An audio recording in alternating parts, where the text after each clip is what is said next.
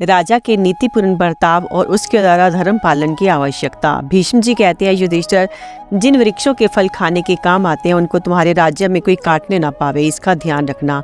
मूल और फल धर्मतः ब्राह्मण के धन बताए जाते हैं, इसलिए उनको काटना ठीक नहीं है।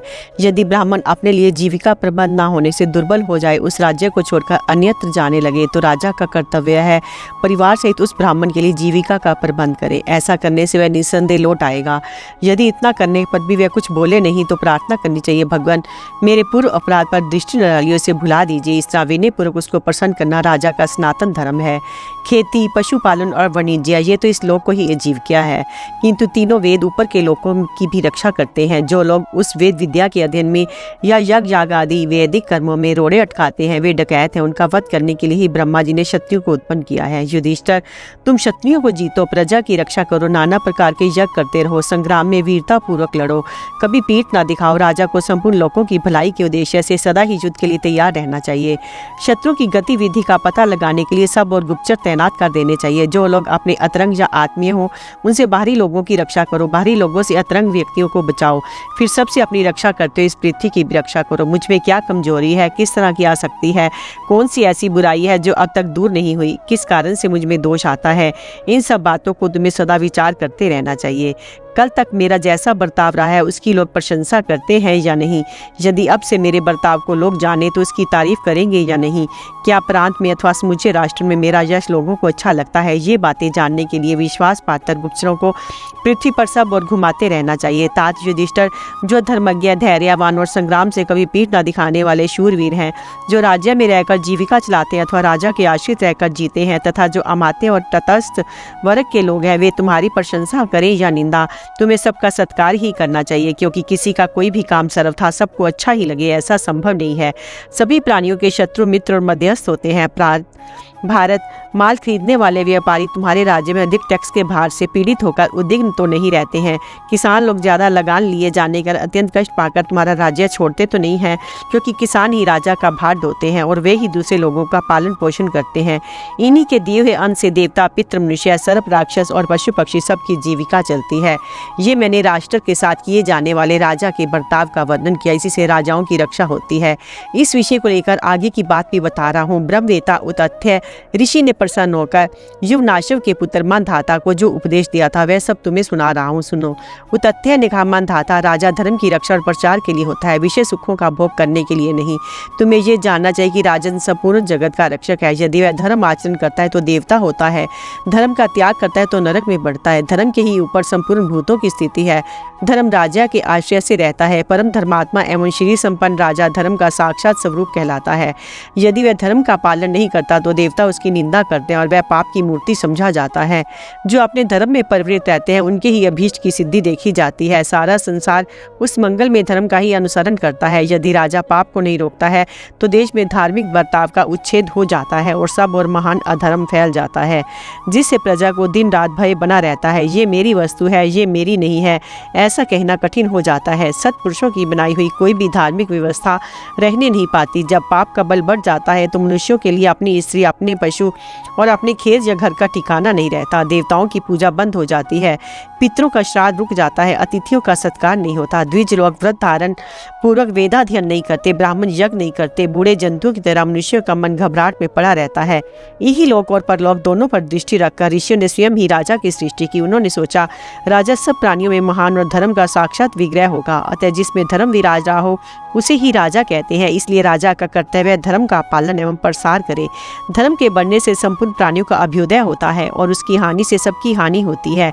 इसलिए धर्म का लोप नहीं होने देना चाहिए। ब्रह्मा जी ने प्राणियों के कल्याणार्थ ही धर्म की सृष्टि की है, इसलिए अपने देश में धर्म का प्रचार कराना चाहिए। ये प्रजाजनों पर महान अनुग्रह होगा। राजा वही है जो धर्म आचरण पूर्वक प्रजा का पालन करता है। इसलिए तुम भी काम और क्रोध को त्याग कर धर्म की ही रक्षा करो। धर्म ही राजाओं के लिए सबसे बढ़कर कल्याण करने वाला है। धर्म का मूल है ब्राह्मण, इसलिए ब्राह्मणों को सदा ही सम्मान करना चाहिए। ब्राह्मणों की इच्छा पूरा न करने से राजा के ऊपर भय आता है। राजन संपत्ति का पुत्र है। दर्प जो अधर्म के अंश से उत्पन्न हुआ है, उसने बहुत से देवताओं, असुरों, राज ऋषियों का विनाश कर डाला है। उसको जो जीत लेता है वही राजा होता है। दर्प से पराजित हो जाने पर वह दास ही कहलाता है। यदि तुम चिरकाल तक राज सिंहासन पर विराजमान रहना चाहते हो तो ऐसा बर्ताव करो जिससे तुम्हारे द्वारा दर्प और अधर्म को प्रोत्साहन ना मिले। मतवाले, असावधान बालक तथा पागलों से बचो, उनके परिचय से भी दूर रहो। यदि वे एक साथ रहकर सेवा करना चाहिए तो उनकी सेवा से तो सर्वथा ही बचे रहो। इस तरह जिसको एक बार कैद किया, उस मंत्री से, पराई स्त्रियों से, ऊंचे नीचे, दुर्गम पहाड़ से और हाथी, घोड़े तथा सर्पों से बचकर रहे। कृपणता, अभिमान, दंभ तथा क्रोध का सर्वथा परित्याग करे। वंध्याओं, वैश्याओं, पर स्त्रियों और कुमारी कन्याओं के साथ समागम न करे। जब राजा धर्म की ओर से असावधान रहता है तो उत्तम कुलों से वर्ण संकर मनुष्यों के अंश से पापी और राक्षस जन्म लेते हैं। नपुंसक, काने, लंगड़े, लूले, गूंगे तथा बुद्धिहीन बालकों की उत्पत्ति होती है। इसलिए प्रजा के हित का ख्याल करके राजा को विशेष रूप से धर्म का आचरण करना चाहिए। राजाओं के प्रमाद से और भी बहुत बड़े दोष प्रकट होते हैं। वर्ण संकरों का जन्म देने वाले पाप कर्मों की वृद्धि होती है। गर्मी के मौसम में ठंडक और सर्दी में गर्मी पड़ने लगती है। कभी सूखा पड़ जाता है, कभी अधिक वर्षा होती है। प्रजा में तरह तरह के रोग फैल जाते हैं। आकाश में धूमकेतु आदि तारे उगते हैं। भयंकर ग्रह दिखाई देते हैं तथा राजा के विनाश की सूचना देने वाले नाना प्रकार के उत्पात दृष्टिगोचर होते हैं। जो राजा अपनी रक्षा नहीं करता वह प्रजा की भी रक्षा नहीं कर सकता। प्रथम तो उसकी प्रजा का नाश होता है, उसके बाद वह स्वयं भी नष्ट हो जाता है। जब दो आदमी मिलकर एक की वस्तु छीन लेते हैं और बहुत से मिलकर दो को लूटते हैं तथा कुमारी कन्याओं पर बलात्कार होने लगता है, उस समय इन सारे अपराधों को दोष राजा पर ही लगाया जाता है। राजा धर्म छोड़कर जब प्रमाद में पड़ जाता है तो कोई भी मनुष्य अपने धन को अपना नहीं कह सकता। धर्म आचरण से लाभ तथा राजा के धर्म। उतथ्य कहते हैं, राजन, जब राजा धर्म का आचरण करे और समय पर वर्षा हो तो उससे जो धन, धान्य आदि संपत्ति होती है उसके द्वारा प्रजा का बड़े आनंद से पालन पोषण होता है। सतयुग, त्रेता, द्वापर और कलयुग ये सब के सब राजा के आचरण में स्थित है। राजा ही युग का प्रवर्तक होने के कारण युग कहलाता है। चारों वर्ण, चारों वेद और चारों आश्रम ये सब राजा के प्रमाद से नष्ट हो जाते हैं।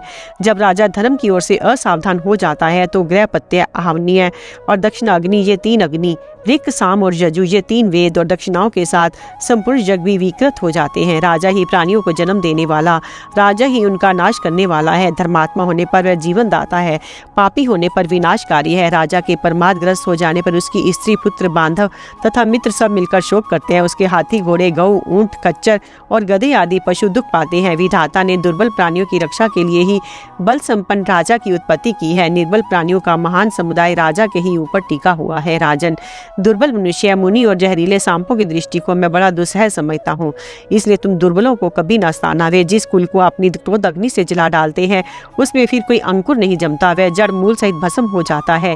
इसलिए अपने बल के अहंकार से आकर निर्बल मनुष्यों को चूसने का प्रयत्न न करना, क्योंकि मुझे भय है जैसे आग अपने आश्रयभूत काठ को जला डालती है उसी प्रकार दुर्बलों की दृष्टि तुम्हें भस्म न कर डाले। झूठे अपराध लगाए जाने पर जब दीन दुर्बल मनुष्य रोने बिलखने लगते हैं उस समय उनकी आंखों से जो आंसू गिरते हैं वे कलंक लगाने वाले के पुत्र और पशुओं का नाश कर डालते हैं। जैसे पृथ्वी में बोया हुआ बीज तुरंत फल नहीं देता, उसी प्रकार किया हुआ पापी तत्काल फल नहीं देता, समय आने पर ही उसका फल मिलता है। जहाँ निर्बल मनुष्य मारा जाता है और उसे कोई रक्षक नहीं मिलता, वहाँ उसे सताने वाले पापी को दैव की ओर से भयंकर दंड प्राप्त होता है। जब देश के लोग समूह बनकर भीख मांगते फिरते हैं तो एक दिन वे राजा का विनाश कर डालते हैं। यदि राजा काम या लोभ वश किसी गरीब की दीनता भरी प्रार्थना को ठुकराकर उसके धन को अन्यायपूर्वक छीन ले तो समझना चाहिए उसका महान विनाश निकट है। जब राज्य की प्रजा राजा का गुणगान करती, धर्म का आचरण तथा वैदिक संस्कारों का विधिवत अनुष्ठान करती है उस समय राजा पुण्य का भागी होता है। वही प्रजा जब धर्म के स्वरूप को ना समझकर अधर्म में प्रवृत्त हो जाती है तो राजा को पाप का भागी होना पड़ता है। यहाँ पापी मनुष्य प्रकट रूप से अत्याचार करते हुए विचरते हैं। सत्पुरुषों की दृष्टि में उस राज्य के भीतर कलयुग प्रकट हुआ समझा जाता है, परंतु जब राजा दुष्ट मनुष्यों को दंड देता है तो उसके राज्य में सर्वत्र अभ्युदय होने लगता है। अपने आश्रितों को बांटकर खाना, मंत्रियों का अनादर ना करना और बल के घमंड में चूर रहने वाले को दमन करना राजा का धर्म है। मन, वाणी और शरीर से समस्त प्रजा की रक्षा करना तथा अपराध करने पर पुत्र को भी क्षमा न करना राजा का धर्म कहा गया है। राष्ट्र की रक्षा, लुटेरों का मूलोच्छेद और संग्राम में विजय राजा के लिए धर्म माना गया है। अपने प्रिय से भी प्रिय व्यक्ति क्यों ना हो, यदि वह क्रिया द्वारा अथवा वाणी से भी पाप करे तो राजा का कर्तव्य है कि उसे क्षमा न करके दंड ही दे। शरणागतों को पुत्र की भांति पालन करे, धर्म की मर्यादा भंग न होने दे। जिस समय राज्य में रहने वाले लोग राग द्वेष का त्याग करके श्रद्धापूर्वक यज्ञ करे, उसमें प्रचुर दक्षिणा दे। उस समय राजा के द्वारा धर्म पालन हुआ समझना चाहिए। दीन दुखी वृद्ध तथा अनाथों के आंसू पहुंचकर उन्हें प्रसन्न करना, मित्रों को बढ़ाना, शत्रुओं का संहार करना, साधु पुरुषों का पूजन, सत्य का पालन, भूमि दान, अतिथियों का सत्कार और वृत्तियों का पोषण करना राजा का धर्म है, जिसमें निग्रह और अनुग्रह दोनों प्रतिष्ठित हैं। जो दुष्टों को दंड देता और सत्पुरुषों पर कृपा रखता है, उस राजा को इस लोक में और परलोक में भी सुख मिलता है। राजा दुष्टों को दंड देने के कारण यम और धार्मिकों पर अनुग्रह करने से उनके लिए परमेश्वर के समान है। जब वे अपनी इंद्रियों को संयम में रखता है तो राज्य शासन में समर्थ होता है। जब उनको वश में नहीं रखता तो अपनी मर्यादा से नीचे गिरता है। ऋत्विक, पुरोहित और आचार्य का सत्कार करे, उनका अनादर न होने दे, उनके साथ उचित बर्ताव करे, ये राजा का धर्म है। जैसे यमराज सभी प्राणियों पर समान रूप से शासन करते हैं, उसी प्रकार राजा को भी बिना किसी भेदभाव के सभी प्राणियों को नियंत्रण में रखना चाहिए। प्रमाद छोड़कर क्षमा, विवेक, धैर्य और सद्बुद्धि की शिक्षा लेनी चाहिए।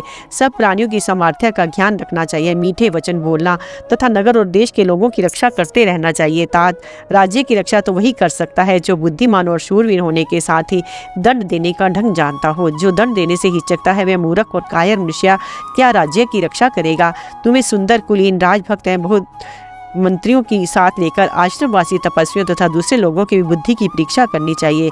इससे तुमको संपूर्ण भूतों के परम धर्म का ज्ञान हो जाएगा। फिर स्वदेश में रहो या परदेश में, कहीं भी तुम्हारा धर्म नष्ट नहीं होगा। इस तरह विचार करने से धर्म ही अर्थ और काम से श्रेष्ठ सिद्ध होता है। धर्मात्मा पुरुष इस लोक में तथा परलोक में भी सुख उठाता है। यदि मनुष्यों को सम्मान दिया जाए तो वे सम्मानदाता के हित के लिए अपने पुत्रों और स्त्रियों को भी निछावर कर देते हैं। प्राणियों को अपने पक्ष में मिलाए रखना, उन्हें कुछ देना, मीठी बोली बोलना, प्रमाद का त्याग करना और पवित्र रहना, ये राजा का ऐश्वर्य बढ़ाने के महान साधन हैं। मानधाता, तुमने इन सब बातों की ओर से कभी अपेक्षा न रखना।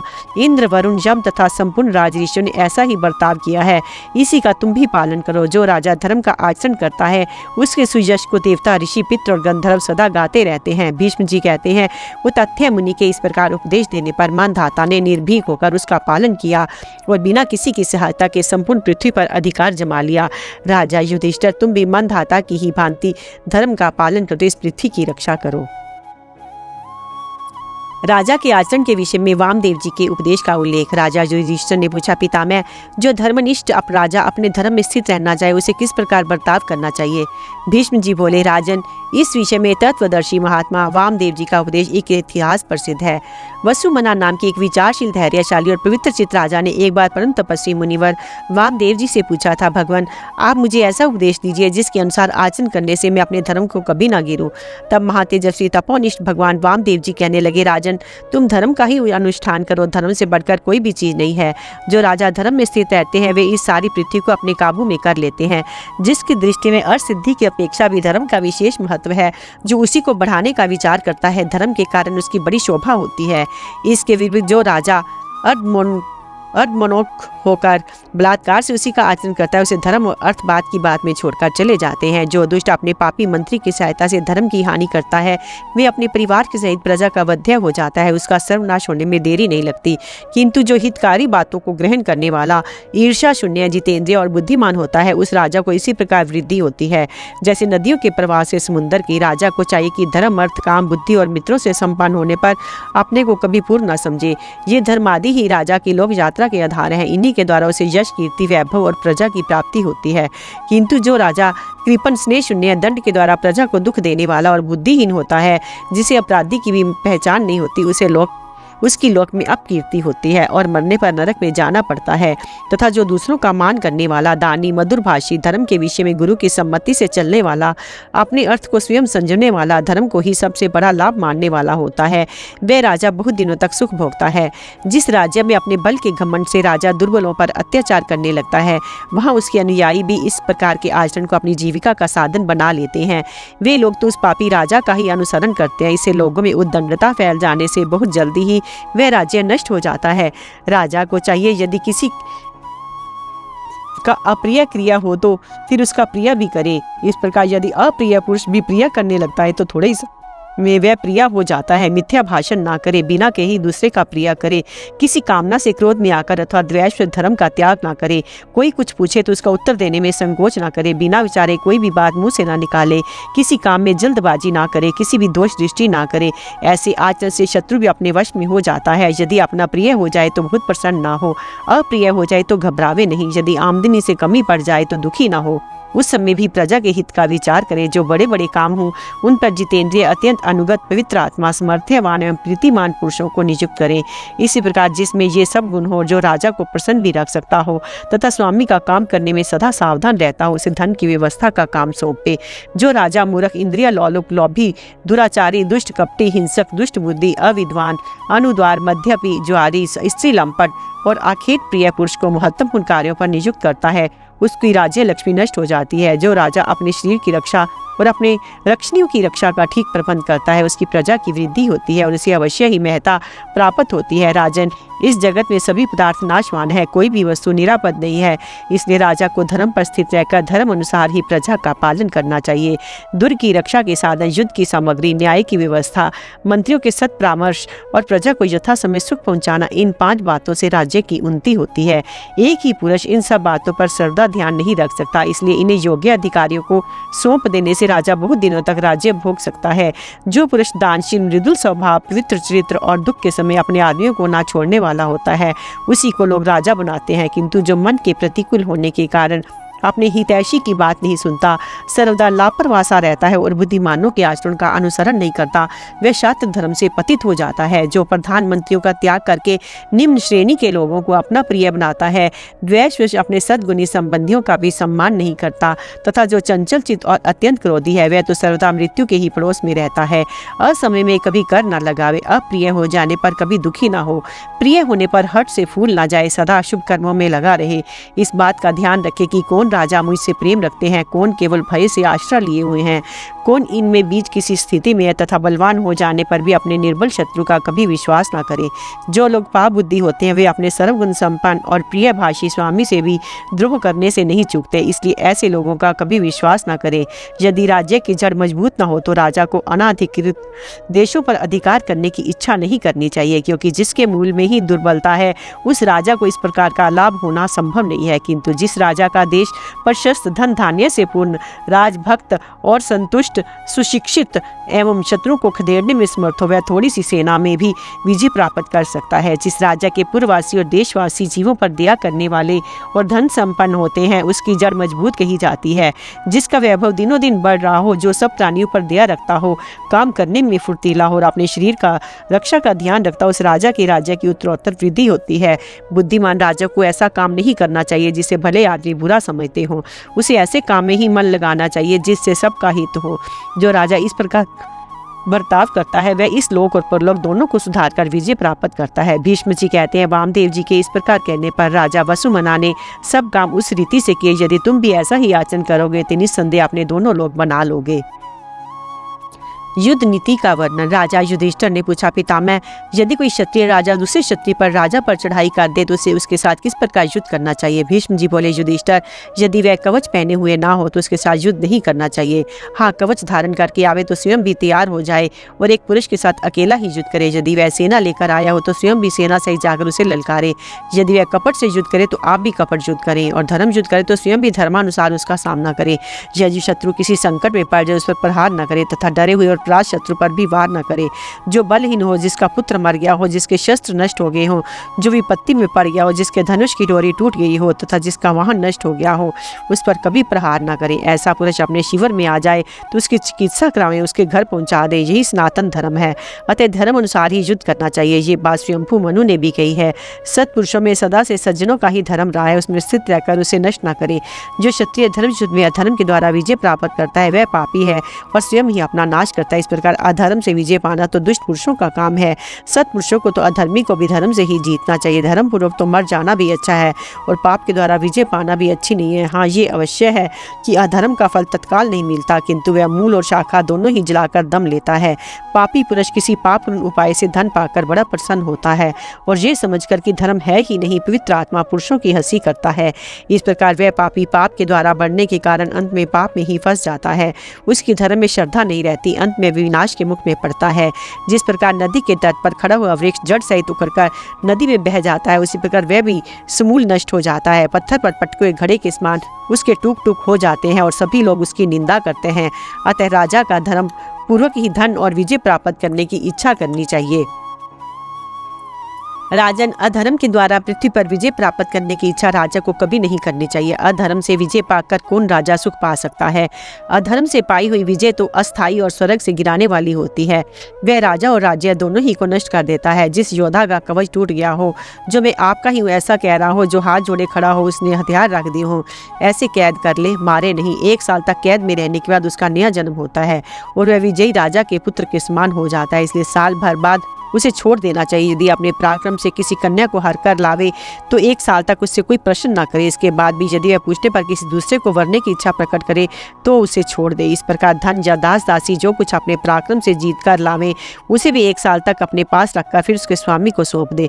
यदि चोर आदि अपराधियों का धन छीना हो तो उसे अपने पास न रखे, सार्वजनिक कामों में लगा दे। यदि गौ छीन कर लाया तो ब्राह्मण को दे दे। दोनों ओर की सेनाओं के भिड़ जाने पर यदि उनके बीच में संधि कराने की इच्छा से ब्राह्मण आ जाए तो उसी समय युद्ध बंद कर देना चाहिए। यदि दोनों में से कोई भी पक्ष ब्राह्मण का तिरस्कार करता है तो वह सनातन काल की मर्यादा को तोड़ता है। ऐसे क्षत्रिय को जाति से बाहर कर देना चाहिए। उसे क्षत्रियों की सभा में स्थान नहीं देना चाहिए, क्योंकि वह अधम है। जिस राजा को विजय की इच्छा, उसे ऐसे आचरण का अनुसरण नहीं करना चाहिए। जो विजय धर्म युद्ध से प्राप्त होती है उससे बढ़कर कोई दूसरा लाभ नहीं है। आक्रमण करने वाले राजा को विजय करने के बाद उसे देश के बिगड़े लोगों को समझा बुझाकर पारितोषिक देकर प्रसन्न कर लेना चाहिए। यही राजाओं की प्रधान नीति है। यदि ऐसा न करके उनके साथ कड़ाई से बर्ताव किया जाता है तो वे दुखी होकर अपने देश से चले जाते हैं। शत्रु के साथ मिलकर विजयी राजा की विपत्ति की समय की बाट देखने लगते हैं। जब आपत्ति का समय आता है तो वे शत्रु की सहायता लेकर तुरंत ही उसे आ दबाते हैं। जिस राजा का देश विस्तृत धन धान्य संपन्न और राजभक्त होता है तथा जिसके सेवक और मंत्री संतुष्ट रहते हैं, उसी की जड़ मजबूत कही जाती है। जो राजा ऋत्विक, पुरोहित, आचार्य तथा अन्य शास्त्रज्ञों का सत्कार करता है, भले ही लोक गति को जानने वाला कहा जाता है। यही प्राचीन काल के धर्मज्ञ राजाओं का धर्म है। जिस राजा को अपने वैभव की वृद्धि की इच्छा हो तो उसे सब प्रकार युद्ध कौशल से ही विजय प्राप्त करने की इच्छा रखनी चाहिए, कपट या दंभ के द्वारा नहीं। युद्ध में होने वाली हिंसा के प्रायश्चित और वीर तथा कायरों को प्राप्त होने वाले लोगों का वर्णन। राजा युधिष्ठिर ने पूछा, दादाजी, शास्त्र धर्म से बढ़कर पाप पूर्ण तो कोई भी धर्म नहीं है, क्योंकि राजा तो कूच करने और युद्ध करने के समय बहुत से मनुष्यों की हत्या कर डालता है। सो कृपा करके ये बतलाइए कि ऐसा कौन कर्म है जिसके द्वारा उसे पुण्य लोकों की प्राप्ति हो सकती है। भीष्म जी बोले, राजन, पापियों को दंड और सत्पुरुषों को आश्रय देने से तथा यज्ञ अनुष्ठान कर दान करने से राजा लोग सब प्रकार के दोषों से छूटकर शुद्ध हो जाते हैं। ये ठीक है कि विजय प्राप्ति की लालसा से पहले तो राजा लोग जीवों को कष्ट ही पहुंचाते हैं, किंतु विजय प्राप्त कर लेने पर फिर वे ही प्रजा की उन्नति भी तो करते हैं। वे दान, यज्ञ और तप के प्रभाव से अपने सारे पाप नष्ट कर डालते हैं, फिर तो उनके पुण्य की ही वृद्धि होती है। जिस प्रकार खेती निराने वाला पुरुष खेत की सफाई करने के लिए घास फूस को उखाड़ डालता है, किंतु इससे उस खेती का कुछ भी नहीं बिगड़ता, उसी प्रकार जो शस्त्र चलाकर तरह तरह से सेना को संतप्त कर रहा है, उस राजा के इस कर्म का यही बुरा प्रायश्चित है कि फिर युद्ध से बचे हुए लोगों की उन्नति होने लगती है। जो राजा प्रजा को धन क्षय, प्राण नाश और दुखों से बचाता है तथा लुटेरों से उसके प्राणों की रक्षा करता है, वह धनदायक और सुखप्रद माना जाता है। जो निर्भय होकर शत्रु पर बाण वर्षा करता है, उससे बढ़कर देवता लोग संसार में और किसी को नहीं समझते। उसके शस्त्र संग्राम भूमि में शत्रु की त्वचा को जितने स्थानों पर छेदते हैं, उसे सब प्रकार की कामनाओं को पूरी करने वाले उतने ही अविनाशी लोग प्राप्त होते हैं। उसके शरीर से जो युद्ध स्थल में खून बहता है, उसी के कारण वह सारे पापों से मुक्त हो जाता है। धर्मज्ञ पुरुष ऐसा मानते कि क्षत्रिय युद्ध करने में जो तरह तरह के दुख सहता है, उनसे उनका तप ही बढ़ता है। विपक्षी वीरों से अपनी रक्षा चाहने वाले डरपोक पुरुष तो वीरों के पीछे रहा करते हैं। जो उनकी रक्षा करते हैं वे ही पुण्य के भागी होते हैं। वीर पुरुष शत्रु का सामना करता है, इसलिए वह स्वर्ग के रास्ते पर बढ़ने लगता है तथा कायर अपने साथियों को संकट में डालकर मैदान छोड़कर भाग जाता है।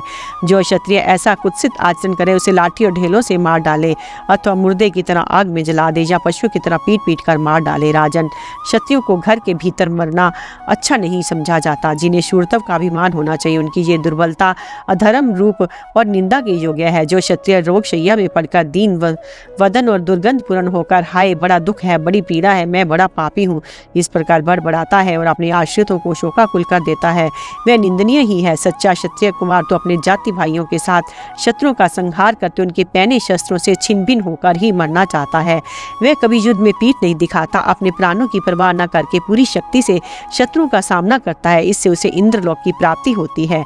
ऐसा शूरवीर यदि दीनता को पास नहीं फटकने देता तो शत्रुओं से घिरकर कहीं भी मारा जाए अक्षय लोकों को ही प्राप्त करता है। राजा युधिष्ठिर ने पूछा, पितामह, जो शूरवीर युद्ध में पीठ नहीं दिखाते और रण आंगन में ही अपने प्राण त्यागते हैं, उन्हें किन लोकों की प्राप्ति होती है, ये बताने की कृपा करें। भीष्म जी बोले, राजन, इस विषय में ये पुरातन इतिहास प्रसिद्ध है, जिसमें राजा पर्दन और मिथिलेश्वर जिनके युद्ध का लेख है। उस समय सब प्रकार के तत्वों को जानने वाले मिथिलाधिपति अपने योद्धाओं को स्वर्ग और नरक दिखलाते हुए इस प्रकार कहा था, वीरों देखो, ये तेजो में लोग संग्राम में निर्भय होकर जूझने वालों को मिलते हैं। ये सभी प्रकार की कामनाओं को पूर्ण करने वाले हैं। देखो, ये नरक दिखाई दे रहे हैं। जो लोग युद्ध से भागते हैं उनकी इस लोक में सदा के लिए अपकीर्ति होती है। अंत में इन्हें जाना पड़ता है। इन्हें देखने के बाद अब तुम प्राणों का मोह छोड़कर शत्रु को परास्त करो। युद्ध में पीठ दिखाकर निराधार नरक में ना पड़ो। शूरवीरों को स्वर्ग का सुंदर द्वार तो प्राणों का मोह त्यागने से ही मिलता है। राजा जनक के इस प्रकार कहने पर मैथिल वीरों ने शत्रु को परास्त करके अपने स्वामी को प्रसन्न किया। अतः धीर पुरुष को सर्वदा संग्राम में आगे रहना चाहिए।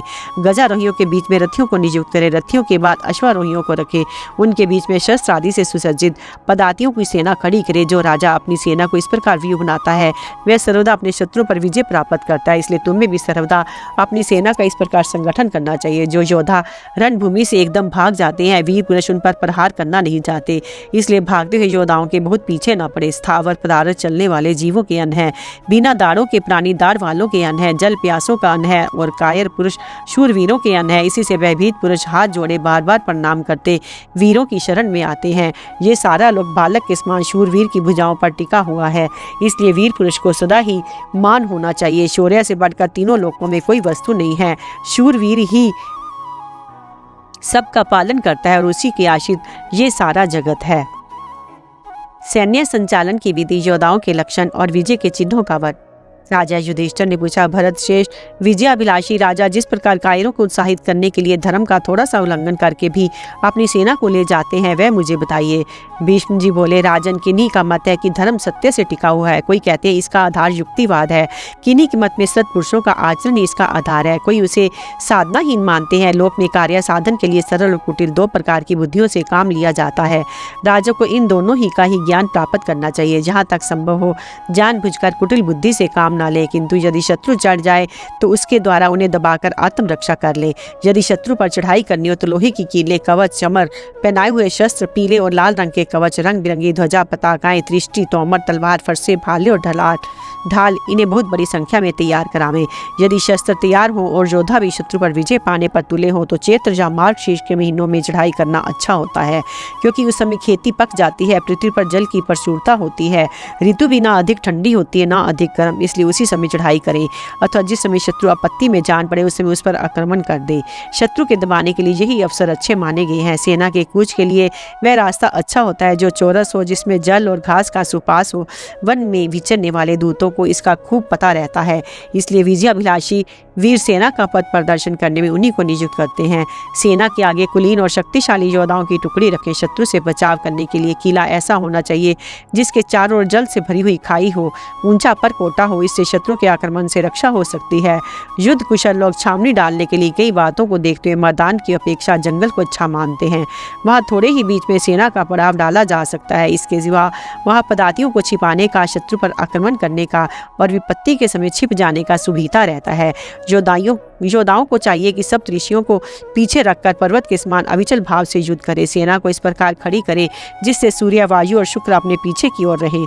यदि ये सब एक और ना पड़ते हो तो इनमें पूर्व पुरुष श्रेष्ठ है, उसे ही अपने पीछे रखें। अश्वारोही सेना के लिए युद्ध विद्या विशारदों ने ये मैदान अच्छा बताया है, जिसमें कीचड़, जल, बांध और ढेले ना हो। जहाँ कीचड़ और गड्ढे ना हो वह भूमि रथ सेना के लिए अच्छी होती है। जहाँ ऊंचे नीचे वृक्ष तथा जल हो वह स्थान गजारोहियों के लिए ठीक होता है। जो भूमि दुर्गम, ऊंची नीची, बांस और बैंतों से भरी हुई तथा पहाड़ी और जंगली हो वह पैदल सेना के लिए अच्छी मानी गई है। जिस सेना में रथ और घोड़ों की दिखता हो उसके लिए सूखा के दिन अच्छे रहते हैं। जिसमें गजारोही और पैदलों की बहुलता हो उसके लिए वर्षा काल ठीक रहता है। इन सब गुणों को ध्यान में रखकर देश और काल के अनुसार व्यवहार करें। जो राजा इन सब बातों पर विचार करके शुभ तिथि और नक्षत्र में चढ़ाई करता है वे अपनी सेना का ठीक संचालन करते हुए विजय प्राप्त करता है। जो लोग सो रहे हों, प्यासे हों, थक गए हों अथवा इधर उधर भाग रहे हों उन पर चोट न करें। शस्त्र और कवच उतार देने के बाद युद्ध स्थल में जाते समय पानी पीते तथा भोजन करते समय भी किसी को ना मारे। इसी प्रकार जो बहुत घबराए हुए हैं, पागल हो गए हैं, घायल हो, दुर्बल हो गए हों, असावधान हो, दूसरे किसी काम में लगे हों, बाहर घूमते हो, छावनी की ओर भाग रहे हों उन पर भी प्रहार ना करें। जो शत्रु की सेना को छिन्न-भिन्न कर सकते हो और अपने को संगठित करने की शक्ति रखते हो उनको अपने साथ भोजन कराना चाहिए, साथ ही रखना चाहिए तथा दुगना वेतन देना चाहिए। सेना में कुछ लोगों को तो 10 सैनिकों का नायक बनावे, कुछ को 100 का तथा फिर 1000 वीरों का अध्यक्ष नियुक्त करे। प्रधान वीरों को इकट्ठा करके ये प्रतिज्ञा करावे कि हम संग्राम में विजय प्राप्त करने के लिए अंत तक एक दूसरे को नहीं छोड़ेंगे। उन्हें यह भी समझा दे कि युद्ध के मैदान से भागने में कई प्रकार के दोष हैं। इससे अपने प्रयोजन की हानि भागते समय शत्रु के हाथ से वध और अपयश तो होते ही हैं। लोगों के मुख से तरह तरह की अप्रिय और दुखदायिनी बातें भी सुननी पड़ती हैं। जो लोग युद्ध में पीठ दिखाते हैं वे तो नाम के ही मनुष्य हैं, वे केवल योद्धाओं की संख्या बढ़ाने वाले ही हैं। इन्हें ही लोकशा पर लोक में कहीं भी सुख नहीं मिलता। इसलिए निश्चय करो कि हम स्वर्ग की कामना से संग्राम में अपने प्राण होम देंगे, बस या तो विजय प्राप्त करेंगे या युद्ध में मरकर सदगति पाएंगे। जो लोग इस प्रकार शपथ करके प्राणों का मोह त्याग देते हैं वे निर्भय होकर शत्रु की सेना में घुस जाते हैं। सेना की व्यूह रचना करते समय सबसे आगे ढाल तलवारधारी पुरुषों की टुकड़ी रखें, पीछे की ओर रथियों को खड़ा करें, बीच में परिवार के लोगों को रखें। शत्रुओं पर आक्रमण करने के लिए जो पुराने सैनिक हो वे आगे रहें और अपने पीछे चलने वाले पदातियों का उत्साह बढ़ावें। उन्हें प्रयत्न पूर्वक डरपोकों को भी उत्साहित करना चाहिए अथवा उन्हें केवल सेना का विशेष समुदाय दिखाने के लिए ही साथ रखें। यदि थोड़े सैनिकों को बहुत के साथ युद्ध करना पड़े तो उन्हें सूची मुख नाम का व्यूह बनाना चाहिए और हाथ उठाकर इस प्रकार कोलाहल करना चाहिए, देखो देखो वैरी भाग रहे हैं, हमारी मित्र सेना आ गई है, बेखटके चोट किए जाओ। इस प्रकार भीषण शब्द करते हुए साहस के साथ शत्रु पर प्रहार करें। जो लोग सेना के मुहाने पर उन्हें गर्जन तर्जन और किलकिला शपथ करते हुए कवच, नरसिंगे, भेरी, मृदंग और ढोल आदि बाजे बजवाने चाहिए। राजा युधिष्ठिर ने पूछा, पितामह युद्ध करने में कैसे स्वभाव, कैसे आचरण, कैसे रूप वाले योद्धा ठीक रहते हैं? उनके कवच और शस्त्र भी कैसे होने चाहिए? भीष्म जी बोले, राजन शस्त्र और वाहन तो योद्धाओं के देश और कुल के अनुरूप ही होने चाहिए तथा अपने कुल आचार के अनुसार ही वे युद्ध कार्य में प्रवृत्त हुआ करते हैं। गंधार और सिंधु सौवीर देशों के योद्धा दांतों वाले प्रास से युद्ध करते हैं, वे बड़े निडर और बलवान होते हैं। उशीनर देश के वीर सभी प्रकार के शस्त्रों में कुशल और बड़े बलशाली होते हैं। पूर्वी योद्धा गज युद्ध में पारंगत होते हैं, वे कपट युद्ध करना खूब जानते हैं। यवन, काम्बोज और मथुरा की ओर के योद्धा मल्ल युद्ध में पक्के होते हैं और दक्षिणी वीर तलवार चलाना अच्छा जानते हैं। जिन योद्धाओं की वाणी और नेत्र सिंह या शार्दूल के समान हो वे बड़े लड़ाके होते हैं। जिनका शब्द मेघ के समान, मुख क्रोध युक्त, शरीर ऊंट की तरह और नाक तथा जीभ टेढ़ी हो वे बहुत दूर तक दौड़ने वाले और दूर ही से शत्रु पर निशाना छोड़ने वाले होते हैं। जिनका शरीर बिलाव की तरह बांका और देह के बाल और खाल पतले होते हैं वे बड़े शीघ्रगामी, चंचल और कठिनता से काबू आने वाले होते हैं। जिनके शरीर गठीले, छाती चौड़ी और अंग प्रत्यंग सुढौल होते हैं वे वीर युद्ध का घोंसा सुनते ही क्रोध में भर जाते हैं और उन्हें युद्ध करने में ही आनंद आता है। जिनके नेत्र तिरछे, ललाट ऊंचे और नीचे के ओंठ पतले होते हैं, जिनकी भुजाओं पर वज्र का और अंगुलियों पर चक्र का चिन्ह होता है तथा जिनकी नाड़ियां दिखाई देती हैं वे युद्ध के आरंभ में ही बड़े वेग से शत्रु की सेना में घुस जाते हैं तथा मत वाले हाथियों के समान बड़े दुर्धर्ष होते हैं। जिनके बालों के अग्रभाग पीले और छितराए हुए, पसलियां ठौड़ी और मुंह चौड़े तथा कंधे ऊंचे होते हैं, गर्दन मोटी और पिंडली भारी होती है तथा सिर गोल और स्वर कठोर होता है। वे बड़े क्रोधी होते हैं और युद्ध में शत्रु पर एकदम टूट पड़ते हैं। जिन्हें धर्म का ज्ञान नहीं होता, जो अभिमानी, उग्र तथा देखने में भयंकर होते हैं, ऐसे मनुष्य प्राय नीच जाति के हुआ करते हैं। वे भी जीने मरने की परवाह छोड़कर युद्ध करते हैं, कभी पीछे पैर नहीं हटाते। उन्हें सेना में सदा आगे रखना चाहिए। वे साहस के साथ शत्रुओं की चोट सहते और उन पर भी प्रहार करते हैं। उन अधर्मी पुरुषों को मर्यादा पालन का ख्याल नहीं रहता। वे कभी कभी अकारण ही राजा पर भी बिगड़ उठते हैं, अतः उन्हें मीठी बातों से समझा बुझा कर ही काबू में रखना चाहिए। युधिष्ठिर ने पूछा, पितामह सेना की वजह के विजय के शुभ लक्षण कौन कौन से हैं, मैं उन्हें जानना चाहता हूँ। भीष्म जी ने कहा, युधिष्ठिर, जिन शुभ लक्षणों को देखकर सेना के विजयिनी होने का अनुमान किया जाता है उन्हें बताता हूँ, सुनो। देव के कृपा से ही मनुष्यों पर काल की प्रेरणा होती है। इस बात को अपनी ज्ञान दृष्टि से जानकर विद्वान लोग उसका प्रायश्चित करते हैं। जप होम आदि मांगलिक कर्मों का अनुष्ठान करके दैवी उपद्रव को शांत कर देते हैं। जिस सेना के वाहन और सैनिक प्रसन्न एवं उत्साह युक्त दिखाई दे उसकी विजय अवश्य होती है। यदि सेना की रण यात्रा के समय पीछे से मंद मंद हवा चले, सामने इंद्रधनुष का उदय हो, धूप निकली हो, थोड़ी थोड़ी देर में बादलों की छाया होती रहे तथा गीदड़ गीद और कौवे अनुकूल दिशा में आ जाए, विजय मिलने में संदेह नहीं रहता।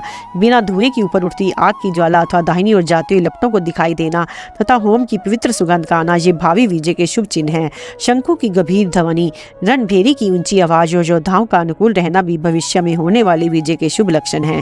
सेना के कूच करते समय मृगों के झुंड का पीछे या बाईं ओर दिखाई देना तथा युद्ध काल में दाहिने रहना शकुन है, किंतु सामने की ओर दिखाई देना अच्छा नहीं है। हंस, क्रौंच, शतपत्र और नीलकंठ आदि पक्षी मंगल सूचक शब्द करते हैं और सैनिक उत्साह संपन्न एवं प्रसन्न दिखाई दे तो भावी विजय का अनुमान होता है। जिनकी सेना तरह तरह के शस्त्र, यंत्र, कवच और ध्वजाओं से सुशोभित हो, जिनके लड़ने वाले जवानों के चेहरे पर प्रसन्नता की झलक हो तथा दुश्मनों को जिनकी फौज की ओर देखने का साहस भी ना होता हो, वे निश्चय ही अपने शत्रुओं को परास्त करते हैं। जिनके सैनिक स्वामी की सेवा में उत्साह रखने वाले, अहंकार रहित, आपस में एक दूसरे का हित चाहने वाले तथा सदाचार का पालन करने वाले हों, उनकी होने वाली विजय का यही शुभ लक्षण है। जब योद्धाओं के मन को प्रिय लगने वाले शब्द, स्पर्श, सुगंध प्राप्त हो, उनके भीतर धैर्य का संचार हो रहा हो तो इसे विजय का द्वार समझना चाहिए। यदि कौवा युद्ध में प्रवेश करते समय दाहिने भाग में और प्रविष्ट हो जाने के बाद वाम भाग में शब्द करता हुआ आ जाए तो शुभ है। पीछे की ओर होने से वह कार्य की सिद्धि करता है, किंतु सामने होने पर विजय में बाधा डालता है। युधिष्ठिर, चतुरंगिनी सेना इकट्ठी कर लेने के बाद भी तुम्हें पहले साम नीति के द्वारा शत्रु से संधि करने का ही प्रयत्न करना चाहिए। युद्ध में मारकाट करने के बाद जो विजय मिलती है वह उत्तम नहीं समझी जाती, वह भी अचानक या देव इच्छा से प्राप्त होती है। उसका पहले से कोई निश्चय नहीं रहता। इसके सिवा बड़ी सेना में जब भगदड़ पड़ती है तो उसे रोकना कठिन हो जाता है। जैसे मृगों के झुंड में एक के भागने पर सब भागने लगते हैं, यही दशा बड़ी सेना की भी होती है। उसमें कितने ही बलवान वीर क्यों ना हो, कुछ लोग भाग रहे हैं इतना ही देखकर सब भागने लगते हैं। यद्यपि उन्हें भागने का कारण मालूम नहीं रहता, किंतु अच्छे कुल में उत्पन्न, परस्पर संगठित एवं राजा द्वारा सम्मानित हुए 5-6 वीर भी यदि मरने मारने का निश्चय करके युद्ध में डटे रहें तो वे शत्रुओं पर विजय पा जाते हैं। जब तक संधि होने की संभावना हो तब तक युद्ध नहीं छोड़ना चाहिए। पहले साम नीति का आश्रय लेकर शत्रु को समझाने का प्रयत्न करें। इससे काम न चले तो भेद नीति के अनुसार उनमें फूट डालने की कोशिश करें। इनसे भी सफलता ना मिले तो दान नीति का प्रयोग करें। धन देकर शत्रु के सहायकों को वश में करने का प्रयास करें। जब किसी तरह युद्ध रोकने में कामयाबी ना हो तो अंत में युद्ध करना चाहिए। कुंती नंदन, सत्पुरुषों को ही क्षमा करना आता है, दुष्टों को नहीं। क्षमा करने और ना करने का प्रयोजन बताता हूँ, इसे समझो। जो राजा शत्रु को जीत लेने के बाद उनके अपराध क्षमा कर देता है उसका यश बढ़ता है, शत्रु भी उस पर विश्वास करने लगते हैं। राजा को चाहिए कि पुत्र की ही भांति अपने शत्रु को बिना क्रोध किए ही वश में करे, उसका विनाश न करे। युधिष्ठिर, राजा यदि उग्र स्वभाव का होता है तो सब प्राणी उससे द्वेष करने लगते हैं, कोमल हुआ तो सबकी उसकी अवहेलना करते हैं। इसलिए उसी आवश्यकता अनुसार उग्रता और कोमलता दोनों से काम लेना चाहिए। शत्रु पर प्रहार करने से पहले और प्रहार करते समय भी उससे मीठे वचन बोले। प्रहार के बाद भी शोक प्रकट करते उसके प्रति दया दिखावे और शत्रु को सुनाकर कहे, ओह, इस युद्ध में मेरे सिपाहियों ने जो इतने वीरों को मार डाला है ये मुझे अच्छा नहीं लगा, इससे मैं प्रसन्न नहीं हूँ। मैंने बारंबार मना किया तो भी इन्होंने मेरे कहने पर ध्यान नहीं दिया। उफ, ये वीर तो किसी तरह मारने योग्य नहीं थे, इन्होंने संग्राम से कभी पीछे पैर नहीं हटाए। ऐसे सत्पुरुष इस संसार में दुर्लभ हैं। मेरे जिन सैनिकों ने इन शूरवीरों का वध किया उनके द्वारा मेरा बड़ा अप्रिय कार्य हुआ है। शत्रु पक्ष के बचे वीरों के सामने इस प्रकार खेद प्रकट करके एकांत में जाने पर अपने बहादुर सैनिकों की प्रशंसा करें। जिन्हें शत्रु वीरों का वध किया उनका विशेष सम्मान करें। इस तरह शत्रु को मारने वाले अपने पक्ष के वीरों में से जो घायल हो अथवा मारे गए उनकी हानि के लिए दुख प्रकट करते विलाप करें, उनका हाथ पकड़कर धैर्य दें। ऐसा करने से सब लोगों को सहानुभूति प्राप्त होती है। इस प्रकार जो सब अवस्थाओं में साम आदि नीतियों से काम लेता है वह धर्मज्ञ राजा सबका प्रिय होता है। उसको किसी से भय नहीं रहता, सब प्राणी उसका विश्वास करने लगते हैं। विश्वास पात्र हो जाने पर वह इच्छा अनुसार राष्ट्र का उपभोग कर सकता है। अतः जो पृथ्वी का राज्य भोगना चाहता हो उस राजा को चाहिए कि सबका विश्वास भाजन बने और भूमंडल की सब ओर से रक्षा करे। कालक वृक्षीय मुनि का उपदेश, राज्य, खजाना और सेना आदि से वंचित हुए असहाय राजा का कर्तव्य। युधिष्ठिर ने पूछा, पितामह, यदि राजा धर्मात्मा और उद्योग करते रहने पर भी धन ना पा सके, उस अवस्था में मंत्रियों से कष्ट देने लगे, उसके पास खजाना तथा सेना भी ना रह जाए, तो सुख चाहने वाले उस राजा को क्या करना चाहिए?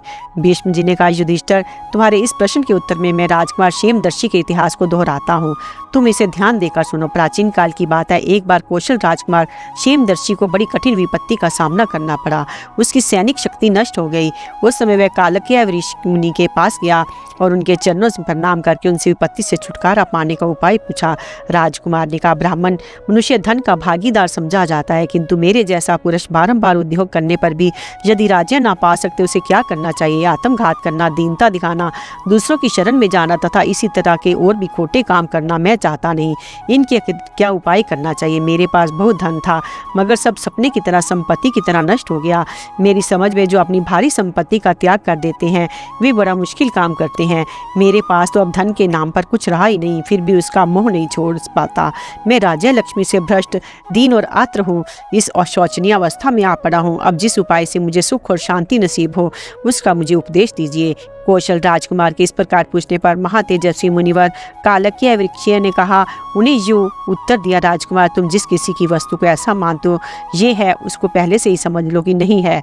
जो बुद्धिमान ऐसी समझ रखता है, उसे कठिन से कठिन आपत्ति पड़ने पर भी शोक नहीं होता। जो वस्तु पहले बहुत बड़े समुदाय के अधिकार में रह चुकी है, जो एक के बाद दूसरी की होती आई है, वह सबकी सब तुम्हारी भी नहीं है। इस बात को अच्छी तरह समझ लेने पर किसको चिंता होगी? जिसकी उत्पत्ति होती है उसका नाश भी होता है, जो उत्पन्न हो चुकी है वह वस्तु नष्ट भी होगी ही। शोक में इतनी शक्ति नहीं है कि वह उसे नष्ट होने से बचा ले। ऐसी दशा में शोक करना व्यर्थ है। राजकुमार, बताओ तो सही, तुम्हारे पिता आज कहाँ हैं? तुम्हारे पितामह अब कहाँ चले गए? आज तो ना तुम उन्हें देखते हो, ना वे तुम्हें देख पाते हैं। ये शरीर अनित्य है, इस बात को तुम भी समझते हो, फिर क्यों उन लोगों के लिए शोक करते हो? तनिक बुद्धि से काम लेकर सोचो तो एक दिन तुम भी यहाँ नहीं रहोगे। मैं, तुम, तुम्हारे मित्र और शत्रु, इनसे कोई भी रहने वाला नहीं है। एक दिन सबका अंत होना निश्चित है। आज जिनकी उम्र 20 और 30 वर्षों की है, वे सब आने वाले 100 वर्षों के पहले इस दुनिया से उठ जाएंगे। ऐसी दशा में भी मनुष्य यदि बहुत बड़ी संपत्ति को छोड़ ना सके, तो कम से कम उसकी ममता का त्याग कर दे। ये चीज़ मेरी नहीं है, ऐसा समझकर अपना कल्याण तो करे। जो वस्तु भविष्य में मिलने वाली हो, उसे यही माने कि वह मेरी नहीं है, तथा जो मिलकर नष्ट हो चुकी है, उसके विषय में यही भाव रखे कि वह मेरी नहीं थी।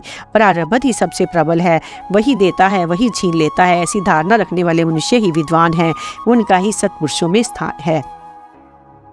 राजकुमार ने कहा, मैं तो यही समझता हूँ कि सारा राज्य मुझे अनायास ही देव इच्छा से प्राप्त हो गया था, और अब महाबली काल ने वे सब का सब छीन लिया है। इसलिए अब यहाँ जो कुछ मिल जाता है उसी में अपना जीवन निर्वाह कर रहा हूँ। मुनि ने कहा, राजकुमार, यथार्थ तत्व का निश्चय हो जाने पर मनुष्य किसी बात के लिए भूत और भविष्य को लेकर शोक नहीं करता। तुम्हें भी ऐसा ही करना चाहिए। क्या तुम दैववश जो कुछ मिल जाए उससे उतने ही आनंद के साथ रह सकोगे जैसा पहले रहते थे? आज राज्य लक्ष्मी से वंचित होने पर भी तुम शुद्ध हृदय से शोक का परित्याग कर दोगे। पूर्व जन्म में किए हुए कर्मों के फलस्वरूप जब मनुष्य की भोग सामग्री छिन जाती है, तो अपनी दुर्बुद्धि के कारण वह विधाता को कोसने लगता है, और स्वतः प्राप्त हुए परिमित पदार्थों से उसे संतोष नहीं होता। संसार के मनुष्य प्राय ईर्ष्या और अहंकार से भरे होते हैं, किंतु तुम तो ऐसे नहीं हो। ऐसा दूसरों की संपत्ति देख तुम्हारे मन में ढा तो नहीं होती? योग धर्म को जानने वाले धर्मात्मा एवं धीर पुरुष अपनी राज्य लक्ष्मी तथा पुत्र पौत्रों को भी स्वयं ही त्याग कर देते हैं। यद्यपि धन परम दुर्लभ है, तथापि ये अस्थिर है, ऐसा समझकर साधारण मनुष्य भी इसका परित्याग कर देते हैं। परंतु तुम तो समझदार हो, तुम्हें तो मालूम है कि भोग प्रारब्ध के अधीन और अस्थिर है, तो भी नहीं चाहने योग्य विषयों को चाहते हो और उनके लिए अत्यंत दीनता दिखाते हुए शोक कर रहे हो। भैया, इन कामनाओं को छोड़ो और उस बुद्धि को जानने का प्रयत्न करो जिससे जीव का कल्याण होता है। जो तुम्हें अर्थ के रूप में प्रतीत हो रहे थे, ये सब के सब अनर्थ ही हैं। तुम अर्थों को अनर्थ रूपी समझो। इन भोग पदार्थों के पीछे कितने ही लोगों का सारा धन नष्ट हो जाता है। दूसरे लोग भोग जनित सुख का अक्षय मानकर उसके लिए ही धन की इच्छा करते हैं। कितने ही मनुष्य धन संपत्ति में इस तरह रम जाते हैं कि उन्हें उससे बढ़कर सुख का साधन कुछ जान ही नहीं पड़ता, किंतु बड़े कष्ट से कमाया हुआ उनका ये अभीष्ट धन यदि नष्ट हो जाए तो उनका सम्मान का सारा किला ही ढह जाता है। उस समय उन्हें धन से वैराग्य होता है। कुछ ही मनुष्य ऐसे हैं जो अपना वास्तविक कल्याण चाहते हैं और परलोक में सुख पाने की इच्छा से लौकिक भोगों से विरक्त हो धर्म की शरण लेते हैं। कुछ तो ऐसे हैं जो धन के लोभ में पड़कर अपने प्राण तक गवा देते हैं। वे धन के सिवा जीवन का दूसरा कोई उद्देश्य ही नहीं समझते। उनकी दीनता और मूर्खता तो देखो, जो इस अनित्य जीवन के लिए मोहवश धन में ही दृष्टि गड़ाए रहते हैं। संग्रह का अंत विनाश है, जीवन का अंत मरण है और संयोग का अंत वियोग है। ये जानकर भी कौन इनमें अपना मन लगाएगा। राजन, चाहे मनुष्य धन को छोड़ता है, धन मनुष्य को छोड़ता है। एक ना एक दिन ऐसा अवश्य होता है। इस बात को जानने वाला कौन सा मनुष्य है जो धन के लिए चिंता करेगा। ये आपत्ति सिर्फ तुम्हारे ही ऊपर नहीं आई है, दूसरों के भी धन और मित्र नष्ट होते हैं। ऐसा जानकर अपने मन, वाणी और इंद्रियों पर काबू रखो। घबराओ मत, तुम तो उत्तम ज्ञान से परितृप्त हो। तुम्हारे जैसी व्यक्ति को शोक नहीं करना चाहिए। तुम्हारी इच्छा बहुत थोड़ी है, तुमने चंचलता का दोष नहीं है। तुम्हारा हृदय कोमल और बुद्धि एक निश्चय पर डटी रहने वाली है तथा तुम जितेंद्रिय और ब्रह्मचारी हो। तुम्हारे जैसा मनुष्य शोक नहीं करता। तुम्हें कपट से भरी हुई शास्त्र के विरुद्ध वृत्ति का आश्रय नहीं लेना चाहिए। क्रूरता का भी त्याग करना चाहिए। ये बड़ी ही दूषित और पापपूर्ण वृत्तियां हैं। कायर मनुष्य ही इनका आश्रय लेते हैं। तुम फल मूल से ही जीविका चलाते हुए अकेले वन में विचरते रहो। वाणी का संयम करके मन को वश में रखो। संपूर्ण प्राणियों के हित साधन में लग जाओ। सब पर दया करो। जंगली फल मूलों से ही संतुष्ट होकर जंगलों में अकेले विचरना ही विद्वान के योग्य वृत्ति है। कालक वृष्य मुनि का कूटनीति बतलाना और क्षेमदर्शी का राजा जनक से मेल करा देना। मुनि ने कहा, राजकुमार, अब मैं तुम्हें राज्य की प्राप्ति के लिए एक नीति बता रहा हूँ। यदि इसके अनुसार कार्य करोगे तो तुम्हें पुनः महान राज्य प्राप्त हो सकता है। काम, क्रोध, हर्ष, भय और दंभ छोड़कर शत्रु की भी सेवा करो। उसके सामने हाथ जोड़कर मस्तक झुकाओ। उत्तम तथा विशुद्ध व्यवहार से उनका विश्वास पात्र बनो। विदेह राजा जनक यद्यपि तुम्हारे शत्रु हैं, तथापि यदि तुम उन्हें प्रसन्न कर सके तो तुम्हें बहुत सा धन देंगे, क्योंकि वे सत्य प्रतिज्ञा हैं। यदि ऐसा हुआ तो तुमको बहुत से युद्ध हृदय वाले दुर्व्यसनों से रहित तथा उत्साही सहायक मिल जाएंगे। जो मनुष्य शास्त्र के अनुकूल आचरण करता हुआ अपने मन और इंद्रियों को वश में रखता है, वे अपना तो उद्धार करता ही है, प्रजा को भी प्रसन्न कर लेता है। राजा जनक बड़े धीर और श्री संपन्न है। जब वे तुम्हारा सत्कार करेंगे तो सभी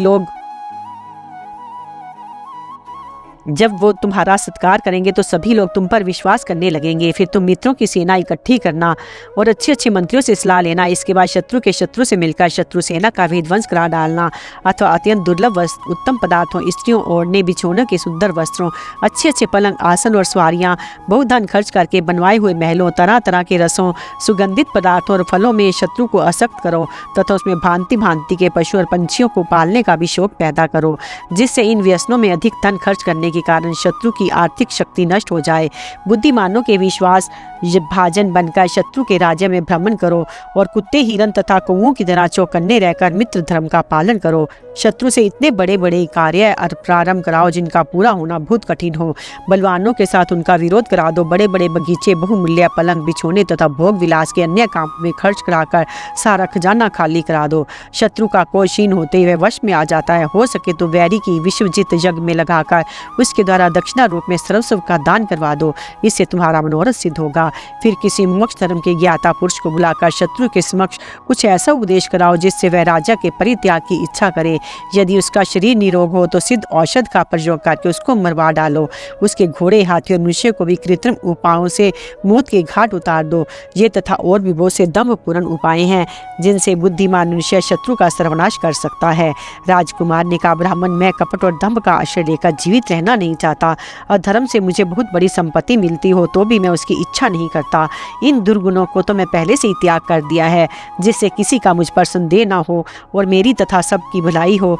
क्रूरता का बर्ताव करके मुझे इस जगत में जीवित रहने की इच्छा नहीं है, अतः मैं अधर्म का आचरण नहीं कर सकता। आपको भी ऐसा करने के लिए मुझे उपदेश नहीं देना चाहिए। मुनि ने कहा, राजकुमार, तुम जैसा कहते हो वैसा ही गुणों से युक्त भी हो। स्वभाव से तुम धर्मात्मा हो। बुद्धि के द्वारा तुम्हें बातों का ज्ञान है। इसलिए तुम्हारे और राजा जनक के कल्याण के लिए अब मैं स्वयं ही यत्न करूंगा, अथवा तुम दोनों में ऐसा संबंध करा दूंगा जो स्वाभाविक और चिरस्थायी होगा। तुम्हारा जन्म उच्च कुल में हुआ है। तुम विद्वान, दयालु तथा राज्य संचालन की कला में निपुण हो। तुम्हारे जैसे योग्य पुरुष को कौन अपना मंत्री नहीं बनाएगा। यदि तुम्हें राज्य से भ्रष्ट कर दिया गया है तो तुम बहुत बड़ी विपत्ति में फंस गए हो, तो भी तुमने क्रूरता को नहीं नहीं अपनाया, दयायुक्त बर्ताव से ही जीवन बिताना चाहते हो। इसलिए जब विदेह राज जनक मेरे आश्रम पर आएंगे उस समय उन्हें जो आज्ञा दूंगा उसे वे निस्संदेह पूर्ण करेंगे। इस प्रकार आश्वासन देकर मुनि ने राजा विदेह को अपने यहाँ बुलवाया और कहा, राजन, ये राजकुमार उच्च वंश में उत्पन्न हुआ है। इसकी अतरंग बातों से मैं परिचित हूँ। इसका हृदय दर्पण के समान शुद्ध और स्वच्छ है, शरतकालीन चंद्रमा के सदृश उज्ज्वल है। मैंने हर तरह से इसकी परीक्षा कर ली है, इसके भीतर दुर्भावना का नाम भी नहीं है।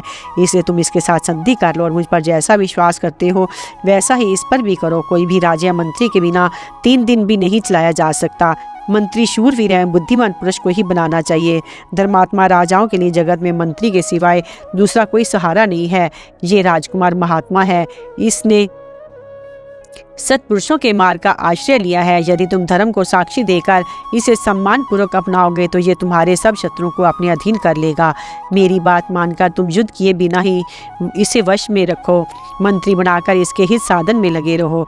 किसी को भी जय या पराजय सदा नहीं रहती, इसलिए जैसे दूसरों की संपत्ति छीनकर स्वयं भोगते हो वैसे ही दूसरों की भी अपनी संपत्ति भोगने का अवसर देना चाहिए। जो दूसरों का संहार करते हैं उन्हें अपने संहार होने का सदा ही भय बना रहता है।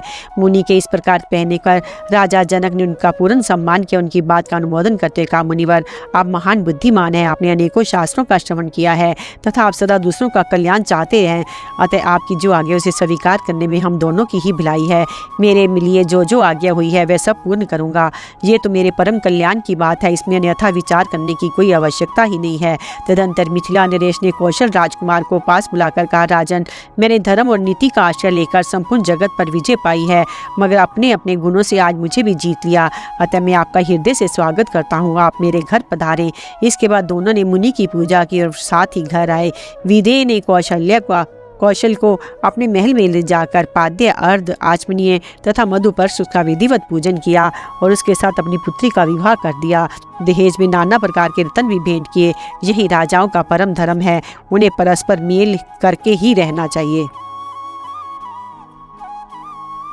माता पिता और गुरु की सेवा का उपदेश, सत्य असत्य की पहचान तथा व्यवहारिक नीति का वर्णन। युधिष्ठिर ने पूछा, भारत धर्म का रास्ता बहुत बड़ा है और इसकी अनेकों शाखाएं हैं। इनमें से किस धर्म को आप सबसे प्रधान है, विशेष रूप से आचरण में लाने योग्य समझते हैं, जिसका अनुष्ठान करके मैं यही लोक और परलोक में भी धर्म का फल पा सकूंगा? भीष्म जी ने कहा, युधिष्ठिर, मैं तो माता पिता तथा गुरुजनों की पूजा ही सबसे श्रेष्ठ धर्म समझता हूँ। इसका पालन करने वाला मनुष्य पुण्य लोकों पर तो विजय पाता ही है, इस संसार में उसे महान सुयश प्राप्त होता है। माता पिता और गुरुजन जिस काम के लिए आज्ञा दे वह धर्म के अनुकूल हो या विरुद्ध, उसका पालन करना ही चाहिए। दूसरा कोई कार्य धर्म के अनुकूल हो तो उनकी आज्ञा का ना मिलने पर उसे नहीं करना चाहिए। जिस काम के लिए उनकी आज्ञा हो वह धर्म ही है, ऐसा निश्चय रखना चाहिए। माता पिता और गुरु ये ही तीनों लोग हैं, ये ही तीनों आश्रम है, ये ही तीनों वेद हैं, ये ही तीनों अग्नि हैं। पिता ग्रापत्य अग्नि, माता दक्षिण अग्नि और गुरु आह्वानी अग्नि है।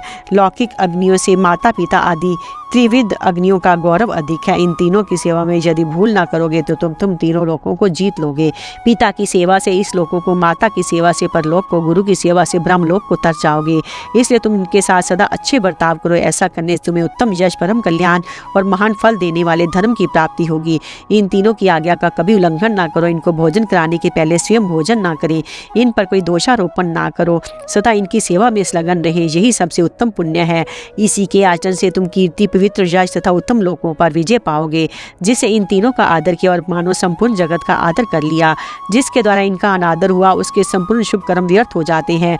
जिसने इन तीनों गुरुजनों का सम्मान नहीं किया उसके लिए ये लोक है ना परलोक, ना इस लोक को यश मिलता है ना परलोक में सुख। मैं तो सब तरह के शुभ कर्मों का अनुष्ठान करके इन गुरुजनों को अर्पण कर देता था। इससे उन कर्मों का पुण्य 100 गुना और 1000 गुना बढ़ गया है तथा उसी का ये फल है कि आज तीनों लोक मेरी दृष्टि के सामने हैं। 10 श्रोत्रियों से बढ़कर है आचार्य, 10 आचार्यों से बड़ा है उपाध्याय, 10 उपाध्यायों से अधिक महत्व रखता है पिता और 10 पिताओं से अधिक गौरव है माता का। माता तो सारी पृथ्वी से भी बढ़कर है, उसके समान गौरव किसी का नहीं है। मगर मेरा विश्वास ऐसा है कि गुरु का दर्जा माता पिता से भी बढ़कर है। माता पिता तो केवल इस शरीर को जन्म देते हैं, किंतु आत्म तत्व का उपदेश देने वाले आचार्य के द्वारा जो जन्म प्राप्त होता है वह दिव्य है, अजर अमर है। माता पिता यदि कोई अपराध करे तो भी उन पर कभी हाथ नहीं छोड़ना चाहिए।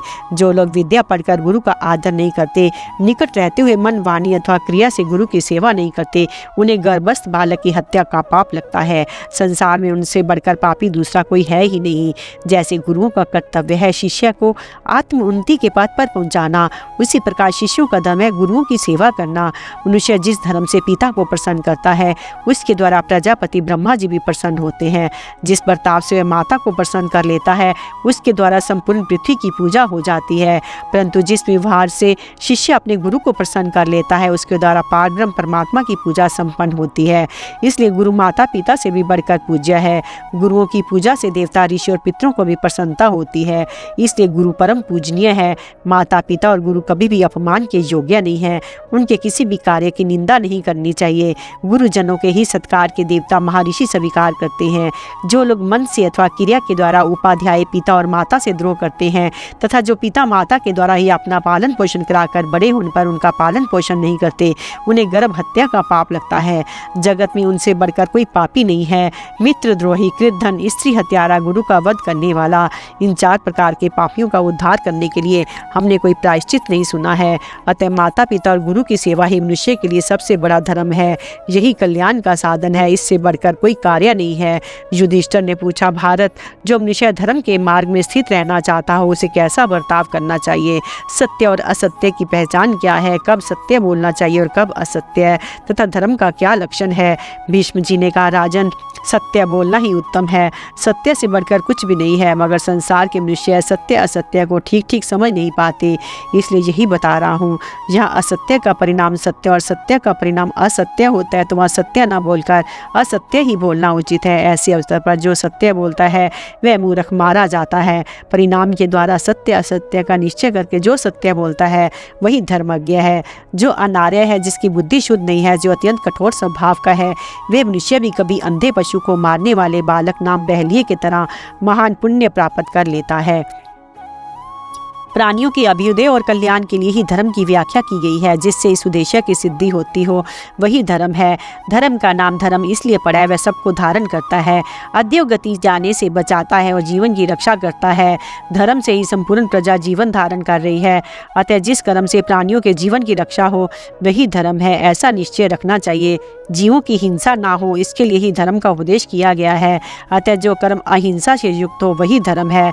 यदि चोर किसी धनी का धन लूटने की इच्छा से उसका पता पूछते और ना बताने से उस धनी का बचाव हो जाता हो तो कुछ भी उत्तर नहीं देना चाहिए। किंतु यदि नहीं बताने पर चोरों के मन में संदेह होता तो और उसके लिए कुछ न कुछ बताना आवश्यक हो जाए तथा शपथ खाने से भी पापियों के हाथ से छुटकारा मिलता हो तो वह सत्य की अपेक्षा असत्य बोलना ही अच्छा है। ऐसे अवसर के लिए शास्त्रकारों ने यही विचार किया है कि अपनी शक्ति रहते पापियों को धन नहीं देना चाहिए, क्योंकि पाप आत्माओं को दिया हुआ धन दाता को ही कष्ट में डाल देता है। जो कर्जदार को अपने अधीन करके उससे शारीरिक सेवा कराकर धन वसूल करना चाहता है, उसके दावे को ही सही साबित करने के लिए यदि कुछ लोगों को गवाही देनी पड़े और वे गवाह कहने योग्य सत्य बात को छिपा लें तो वे सबके सब मिथ्यावादी होते हैं। किंतु प्राण संकट के समय, विवाह के अवसर पर और धन तथा दूसरों के धर्म की रक्षा के लिए आवश्यकता पड़ने पर असत्य बोला जा सकता है। कोई नीच मनुष्य भी यदि दूसरों की कार्य सिद्धि की इच्छा से धर्म के लिए भीख मांगने आवे तो उसे देने की प्रतिज्ञा करके अवश्य ही दान देना चाहिए। जो कोई मनुष्य धार्मिक आचार से भ्रष्ट हो, पाप मार्ग का आश्रय ले, उसे अवश्य दंड देना चाहिए। जो दुष्ट धर्म मार्ग से हटकर सदा आसुरी प्रवृत्ति में लगा रहता है और धर्म त्याग कर पाप से जीविका चलाना चाहता है, उस कपटी पाप आत्मा को हर एक उपाय से मार डालना चाहिए। क्योंकि सभी पापियों का यही सिद्धांत होता है कि जैसा भी हो धन का संग्रह करना चाहिए। ऐसे लोग दूसरों को असहा कष्ट देते हैं, छल कपट के मंदिर में ही निवास करते हैं। उन्हें ना देवलोक प्राप्त होता है ना मनुष्य लोग। प्रेतों की जो गति होती है वही उनकी भी होती है। जो यज्ञ ना करते हो, तपस्या से दूर रहते हो, ऐसे मनुष्यों का संग तुम कदापि ना करना। पापियों का यही निश्चय होता है कि धर्म कोई चीज़ नहीं है। ऐसे लोगों को जो मार डाले उसे पाप नहीं लगता। कपट से जीविका चलाने वाले मनुष्य कौए और गीदों के समान होते हैं। मरने के बाद वे इन्हें योनियों में जन्म लेते हैं। जो मनुष्य जिसके साथ जैसा बर्ताव करे वे उसके साथ वैसा ही बर्ताव करे। ये धर्म न्याय है। कपटी के साथ कपट और सदाचारी के साथ सदाचार का व्यवहार करे। दुखों से छूटने का उपाय और मनुष्य के स्वभाव की पहचान के लिए व्याघ्र तथा सियार की कथा। युधिष्ठिर ने कहा, पितामह, जगत के जीव भिन्न भिन्न भावों को लेकर नाना प्रकार के कष्ट उठा रहे हैं, अतः जिस उपाय के द्वारा इन दुखों से छुटकारा हो उसे बताने की कृपा कीजिए।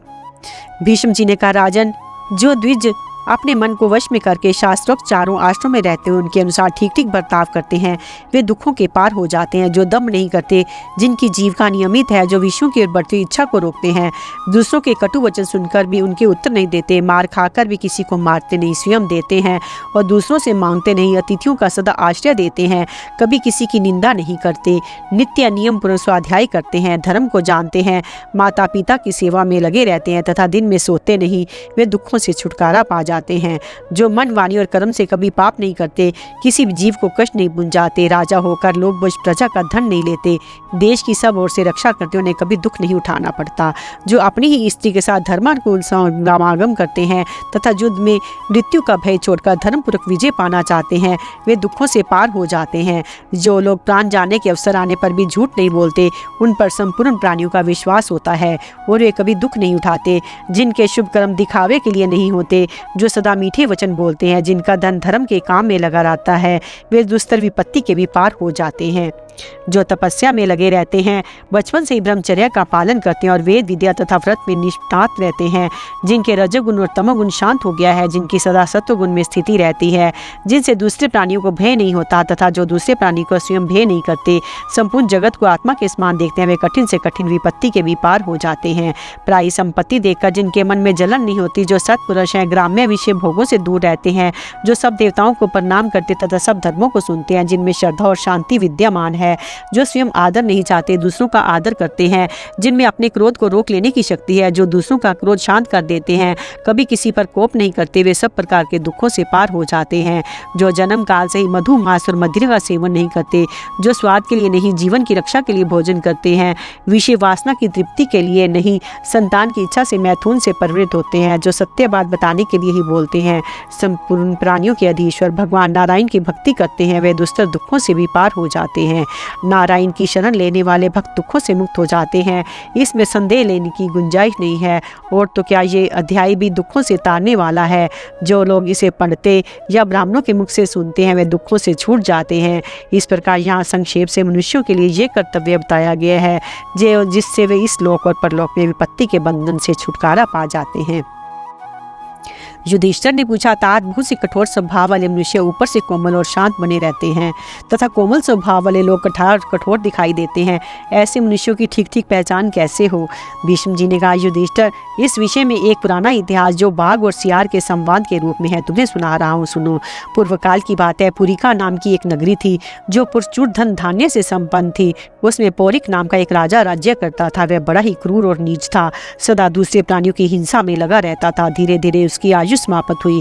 मरने के बाद अपने पूर्व कर्मों के कारण उसको सियार की योनि में जन्म हुआ, किंतु उसे पूर्व जन्म का भी स्मरण बना रहा, इसलिए उसे अधम योनि में पूर्व वैभव की याद आने से सियार को बड़ा खेद और वैराग्य हुआ। अब उसने जीवों की हिंसा करनी छोड़ दी, सत्य बोलने का नियम लिया और वह अपने व्रत को दृढ़तापूर्वक पालन करने लगा। दिन रात एक बार निश्चित समय पर भोजन करता, वह भी पेड़ों से अपने आप गिरे हुए फलों का। उसने शमशान भूमि में ही रहना पसंद किया, क्योंकि वही उसका जन्म हुआ था। जन्मभूमि के स्नेह से किसी दूसरे स्थान पर उसका मन नहीं लगता था। सियार का इस तरह पवित्र आचार विचार से रहना उसके जाति भाइयों को अच्छा न लगा। उनके लिए ये बर्दाश्त के बाहर की बात हो गई, इसलिए प्रेम और विनय भरी बातें सुनाकर उसकी बुद्धि को चलायमान करने लगे। उन्होंने कहा, भाई सियार, तू मांसाहारी जीव है और शमशान भूमि में रहता है, फिर भी पवित्र आचार विचार से रहना चाहता है। ये तेरी उल्टी समझ का परिणाम है। भैया, हमारे ही समान रहकर रह, तेरे लिए भोजन हम लोग ला दिया करेंगे, तू सिर्फ इस शोचाचार का डंगा छोड़कर चुपचाप खा लिया करना। तेरी जाति जो सदा से भोजन रहा है वह तेरा ही होना चाहिए।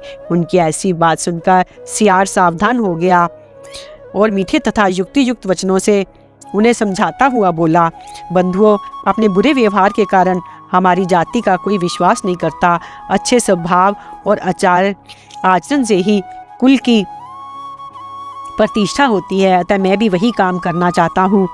जिससे अपने वंश का यश बढ़े। यदि मेरा निवास शमशान भूमि में है तो इसके लिए जो समाधान देता हूँ उसको सुनो। आश्रम बनाकर रहना ही धर्म में कारण है, ऐसी बात नहीं है। कोई भी शुभ कर्म आत्मा की प्रेरणा से ही होता है। आश्रम में रहकर ही यदि कोई गौ की हत्या करे तो उसे क्या उसे पाप नहीं लगेगा? अथवा आश्रम से अलग शमशान आदि स्थानों में यदि कोई गोदान करे तो क्या वह व्यर्थ हो जाएगा? उससे पुण्य नहीं होगा। तुम लोगों की जीविका असंतोष से पूर्ण, निंदनीय, धर्म की हानि के कारण दूषित तथा इस लोक और परलोक में अनिष्ट फल देने वाली है, इसलिए मैं उसे पसंद नहीं करता। सियार के इस आचार विचार की चर्चा चारों ओर फैल गई। तदंतर एक व्याघ्र ने स्वयं आकर उसका विशेष सम्मान किया। उसे शुद्ध तथा बुद्धिमान समझकर अपना मंत्रित्व स्वीकार करने के लिए उससे प्रार्थना की। व्याघ्र बोला, सौम्य, मैं तुम्हारे स्वरूप से परिचित हूँ, तुम मेरे साथ चलकर रहो और मन माने भोग भोगो। एक बात तुम्हें सूचित कर देता हूँ कि हमारी जाति का स्वभाव कठोर होता है, ये दुनिया जानती है। यदि तुम कोमलतापूर्वक व्यवहार करते मेरे हित साधन में लगे रहोगे तो तुम्हारा भी भला होगा। सियार ने कहा, मृगराज, आपने मेरे लिए जो बात कही है वह सर्वथा आपके योग्य है, तथा आप जो धर्म और अर्थ साधन में कुशल एवं शुद्ध स्वभाव वाले सहायक ढूंढ रहे हैं ये भी उचित ही है। महाभाग, इसके लिए आपको चाहिए कि जिनका आपके प्रति अनुराग हो, जिन्हें नीति का ज्ञान हो, जो संधि करने में कुशल, विजयाभिलाषी, लोभ रहित, बुद्धिमान, हितैषी तथा उदार हृदय वाले हों, ऐसे व्यक्तियों को सहायक बनाकर पिता और गुरु के समान उनका आदर करें। आप मेरे लिए जो सुविधाएं दे रहे हैं उनकी मुझे इच्छा नहीं है। मैं सुख भोग तथा उनके आधारभूत ऐश्वर्य को नहीं चाहता। आपके पुराने नौकरों के साथ मेरा स्वभाव भी नहीं मिलेगा, वे दुष्ट प्रकृति के जीव हैं, आपको मेरे विरुद्ध भिड़काया करेंगे। उनका प्रताप बड़ा हुआ है, अतः उनको मेरे अधीन होकर रहना अच्छा नहीं मालूम होगा। इधर मेरा स्वभाव भी कुछ विलक्षण है, मैं पापियों पर भी कठोरता का बर्ताव नहीं करता। दूर तक की बात सोचता हूँ, मेरा उत्साह कभी कम नहीं होता, मुझमें बल की मात्रा भी अधिक है। मैं स्वयं कृतार्थ हूँ, प्रत्येक कार्य सफलता के साथ कर सकता हूँ। किसी की सेवा टहल का तो मुझे बिल्कुल ज्ञान नहीं है, स्वच्छंदता पूर्वक मन में विचरना है। मेरे जैसे वनवासियों का जीवन आसक्ति रहे तो निर्भय होता है। एक जगह बेखटके पानी मिलता हो और दूसरी जगह भय देने वाला स्वादिष्ट अन्न प्राप्त होता हो। इन दोनों को यदि विचार करके देखता हूँ मुझे वहाँ भी सुख जान पड़ता है जहाँ कोई भय नहीं है। राजा के पास रहने में सदा भय ही भय है। राय सेवकों में इतने लोग दूसरों के लगाए हुए झूठे कलंक के कारण राजा के हाथ से मारे गए हैं, उतने सच्चे अपराधों के कारण नहीं। मृगराज, यदि मुझसे मंत्रित्व का कार्य लेना हो तो आपसे एक शर्त कराना चाहता हूँ, उसी के अनुसार आपको मेरे साथ बर्ताव करना पड़ेगा। मेरे आत्मीय व्यक्तियों को आप सम्मान करें, उनकी हितकारिणी बातें सुने। मैं आपके दूसरे मंत्रियों के साथ कभी परामर्श नहीं करूँगा, एकांत में सिर्फ आपके साथ अकेला ही मिलूँगा, आपके हित की बातें बताया करूँगा। आप भी अपने जाति भाइयों के कामों में मुझसे हिताहित की बात ना पूछिएगा। मुझसे सलाह करने के बाद यदि आपके पहले के मंत्रियों को भूल भी साबित हो तो उन्हें प्राणदंड ना दीजिएगा। कभी क्रोध में आकर मेरे आत्मीय जनों पर भी प्रहार ना कीजिएगा। शेर ने ऐसा ही होगा कहकर सियार का बड़ा आदर किया। सियार ने भी उसको मंत्री होना स्वीकार कर लिया। फिर तो उसका बड़ा स्वागत सत्कार होने लगा, प्रत्येक कार्य में उसकी प्रशंसा होने लगी। ये सब देख सुनकर पहले के सेवक और मंत्री जल भुन गए, सब उसके साथ द्वेष करने लगे। उनके मन में दुष्टता भरी थी, इसलिए झुंड बांधकर बारंबार सियार के पास जाते और अपनी मित्रता जताते उसको समझा बुझाकर अपने ही समान दोषी बनाने की कोशिश करते थे। सियार के आने से पहले उनकी रहन सहन कुछ और ही था, दूसरों की वस्तु छीनकर स्वयं उसका उपभोग करते थे, किंतु अब उनकी दाल नहीं गलती थी। वे किसी का धन लेने में असमर्थ थे, क्योंकि सियार ने उन पर बड़ी पाबंदी लगा रखी थी। वे चाहते थे कि सियार भी डिग जाए, इसलिए तरह तरह की बातों से उसे फुसलाते और बहुत सा धन देने का लोभ दिखाते थे। मगर सियार बड़ा बुद्धिमान था, वह उनके चक्कर में नहीं आया, उसने धैर्य नहीं छोड़ा। तब उन नौकरों ने उसका नाश करने की शपथ खाई और सब मिलकर इसके लिए प्रयत्न करने लगे। एक दिन उन्होंने शेर के खाने के लिए जो मांस तैयार करके रखा था उसके स्थान से चुरा लिया और सियार की मान में ले जाकर रख दिया। सियार ने मंत्री पद पर आते समय शेर से पहले ही ठहरा लिया था कि राजे, यदि तुम मुझसे मित्रता चाहते हो तो किसी के बहकावे में आकर मेरा विनाश ना करना। उधर शेर को जब भूख लगी वह भोजन के लिए उठा तो उसको खाने के लिए रखा हुआ मांस नहीं दिखाई पड़ा। शेर ने चोर का पता लगाने की नौकरों को आज्ञा दी। तब जिनकी ये करतूत थी उन्हीं के लोगों ने शेर से उस मांस के बारे में बताया। महाराज, अपने को बड़ा बुद्धिमान और पंडित मानने वाले सियार महोदय ने ही आपके मांस का अपहरण किया है। सियार की ये चपलता सुनकर शेर गुस्से में भर गया और उसको मार डालने का विचार करने लगा। उस समय सियार के प्रतिकूल कुछ कहने का मौका देखकर पहले के मंत्री लोग शेर से कहने लगे, राजन, ये तो बातों से ही धर्मात्मा बना हुआ है, स्वभाव का बड़ा कुटिल है, भीतर का पापी है, मगर ऊपर से धर्म का ढोंग बनाए हुए उसका सारा आचार विचार दिखावे के लिए है। ये कहकर वे क्षण भर में उस मांस को सियार की मान से उठा ले आए। शेर ने उनकी बातें सुनी। जब निश्चय हो गया कि सियार ही मांस ले गया था तो उसने उसको मार डालने के लिए आज्ञा दे दी। शेर की ये बात जब उसकी माता को मालूम हुई तो वह हितकारी वचनों से उसे समझाने के लिए और कहने लगी, बेटा, इसमें कुछ कपटपूर्ण षड्यंत्र हुआ जान पड़ता है, तुम्हें इस पर विश्वास नहीं करना चाहिए। काम में लागडांट हो जाने से जिनके मन में पाप होता है वे निर्दोष को ही दोषी बनाते हैं। किसी को अपने से ऊंची अवस्था में देखकर अक्सर लोगों को ईर्ष्या हो जाया करती है। वे उसकी उन्नति नहीं सह सकते। कोई कितना ही शुद्ध क्यों ना हो, उस पर भी दोष लगा ही देते हैं। लोभी शुद्ध स्वभाव वाले व्यक्तियों से और आलसी तपस्वियों से देश करते हैं। इसी प्रकार मूर्ख लोग पंडितों से, दरिद्र धनियों से, पापी धर्मात्माओं से और कुरूप रूपवानों से ढा रखते हैं। विद्वानों में भी कितने ही ऐसे अविवेकी, लोभी और कपटी होते हैं जो बृहस्पति के समान बुद्धि रखने वाले निर्दोष व्यक्ति में भी दोष निकाला करते हैं। एक और तो जब घर में सुनसान था उस समय तुम्हारे मांस की चोरी हुई है। दूसरी ओर एक व्यक्ति ऐसा है जो देने पर भी मांस नहीं लेना चाहता। इन दोनों बातों पर अच्छी तरह विचार करो। संसार में बहुत से असभ्य प्राणी सभ्य की तरह और सभ्य असभ्य की तरह देखे जाते हैं। इस प्रकार उनमें अनेकों भाव दृष्टि गोचर होते हैं, अतः उनकी परीक्षा कर लेना उचित है। आकाश ऊंधी कढ़ाई के समान और जुगनू अग्नि के समान दिखाई देते हैं, किंतु ना तो आकाश में कढ़ाई है ना जुगनू में आग ही है। इसलिए सामने दिखाई देती हुई वस्तु की भी जांच करनी चाहिए। जो जांचने बूझने के बाद किसी विषय में अपना विचार प्रकट करता है उसे पीछे पछतावा नहीं होता। राजा के लिए किसी को मरवा डालना कठिन काम नहीं है, मगर इससे उसकी बढ़ाई नहीं होती। शक्तिशाली पुरुष में यदि क्षमा हो तो उसी की प्रशंसा की जाती है, उसी से उसका यश मिलता है। बेटा, सोचो तो, तुमने स्वयं इस यार को मंत्री के आसन पर बिठाया है और तुम्हारे सामंतों में इसकी ख्याति बढ़ गई। ऐसा सुपात्र मंत्री बड़ी मुश्किल से मिलता है। ये तुम्हारा बड़ा ही तैशी है, इसलिए तुम्हें इसकी रक्षा करनी चाहिए। दूसरों के मिथ्या कलंक लगाने पर निर्दोष को भी अपराधी मानकर दंड देता है। वह राजा दुष्ट मंत्रियों के साथ रहने के कारण शीघ्र ही मौत के मुख में पड़ता है। शेर की माता इस प्रकार उपदेश दे रही थी कि उस शत्रु समूह के भीतर से एक धर्मात्मा व्यक्ति उठकर शेर के पास आया। वह सियार का जासूस था। उसने जिस प्रकार ये कपट लीला की गई थी उसका भंडाफोड़ कर दिया। इससे शेर को सियार की सच्चरित्रता का पता चल गया और उसने मंत्री का सत्कार करके उसको इस अभियोग से मुक्त कर दिया तथा अत्यंत स्नेह के साथ उसे बारंबार गले से लगाया। सियार नीति शास्त्र का ज्ञाता था। उसने शेर की आज्ञा लेकर उपवास करके प्राण त्याग देने का विचार किया। शेर ने इस कार्य से रोका, उसका भली भांति आदर सत्कार किया। उस समय स्नेह के कारण उसका चित्त विकल हो रहा था। मालिक की ये अवस्था देख सियार का भी गला भर आया और वह उसे प्रणाम करके गदगद कंठ से बोला, राजन, पहले तो आपने मुझे सम्मान दिया, पीछे अपमानित कर दिया, शत्रु की स्थिति में पहुंचा दिया। अब मैं आपके पास रहने के योग्य नहीं हूँ। जो अपने पद से हटाए गए हों, सम्मानित स्थान से नीचे गिरा दिए गए हों, जिनका सर्वस्व छीन लिया गया हो, जो दुर्बल, लोभी, क्रोधी और डरपोक हो, जिन्हें धोखे में डाला गया हो, जिनका धन लूट गया हो, जिन्हें क्लेश दिया गया हो, ऐसे सेवक शत्रु का काम सिद्ध करते हैं। आपने परीक्षा लेकर योग्य समझकर मुझे मंत्री के आसन पर बिठाया था, फिर अपनी की हुई प्रतिज्ञा को तोड़कर मेरा अपमान किया है। ऐसी दशा में अब आपका मुझ पर विश्वास नहीं रहेगा और मैं भी आप पर विश्वास न होने से उद्वेग में पड़ा रहूँगा। आप मुझ पर संदेह करेंगे, मैं सदा आपसे डरता रहूँगा। इधर दूसरों के दोष ढूंढने वाले आपके भृत्य लोग भी मौजूद ही हैं। इनका मुझसे तनिक भी संदेह नहीं है तथा इन्हें संतुष्ट रखना भी मेरे लिए बहुत कठिन है। प्रेम का बंधन जब एक बार टूट जाता है तो उसका जुड़ना मुश्किल हो जाता है। जो जुड़ा हुआ होता है वह बड़ी कठिनाई से टूटता है, किंतु जो बारंबार टूटता और जुड़ता रहता है उनमें स्नेह नहीं होता। राजाओं का चित्त चंचल होता है, उनके लिए सुयोग्य व्यक्ति को पहचानना बहुत कठिन है। सैकड़ों में कोई एक ऐसा मिलता है जो सब तरह से समर्थ हो, किसी पर संदेह न करता हो। इस प्रकार धर्म, अर्थ, काम तथा युक्तियों से युक्त सांत्वनापूर्ण वचन कहकर सियार ने शेर को प्रसन्न किया। फिर स्वयं वन में चला गया। वह बड़ा बुद्धिमान था, इसलिए शेर की अनुनय विनय न मानकर मृत्युपर्यंत निराहार रहने का व्रत ले एक स्थान पर बैठ गया। अंत में शरीर त्याग कर स्वर्ग धाम में जा पहुंचा। शक्तिशाली शत्रु के सामने नम्र होने और मूर्ख की बातों को अनसुनी करने का उपदेश तथा राजा और राजसेवकों के गुणों का वर्णन। युधिष्ठिर ने पूछा, भरत श्रेष्ठ, राजा एक दुर्लभ राज्य को पाकर भी यदि सेना, खजाना आदि साधनों से रहित तो भी अपने बल में सर्वथा बड़े चढ़े हुए शत्रु के सामने कैसे टिक सकता है। भीष्म जी ने कहा, इस विषय में समुद्र और नदियों के संवाद रूप प्राचीन इतिहास का उदाहरण दिया जाता है। एक समय की बात है, सरिताओं के स्वामी समुद्र ने सरिताओं से अपने मन का एक संदेह इस प्रकार पूछा, नदियों, मैं देखता हूँ जब तुम लोग बाढ़ आती है तो बड़े बड़े वृक्षों को जड़, मूल और डालियों सहित उखाड़ कर तुम अपने प्रवाह में बहा लाती हो, किंतु उनमें बैंत का कोई पेड़ नहीं दिखाई देता।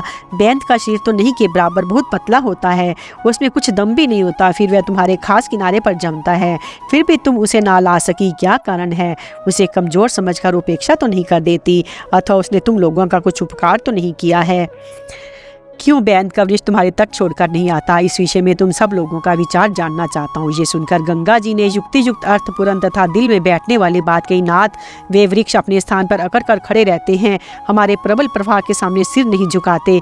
इस प्रतिकूल बर्ताव के कारण ही उन्हें अपना स्थान छोड़ना पड़ता है, किंतु बैंत नदी के वेग को देखकर झुक जाता है।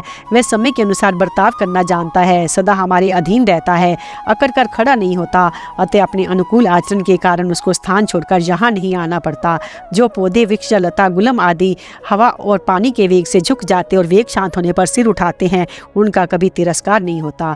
भीष्म जी कहते हैं, युधिष्ठिर, इसी प्रकार जो राजा बल में बढ़े चढ़े तथा विनाश करने में समर्थ शत्रु के पहले वेग को सिर झुकाकर नहीं सह लेता, वह शीघ्र ही नष्ट हो जाता है। जो बुद्धिमान अपने तथा शत्रु के सार असार बल और पराक्रम को जानकर उसके अनुसार बर्ताव करता है, उसकी कभी पराजय नहीं होती।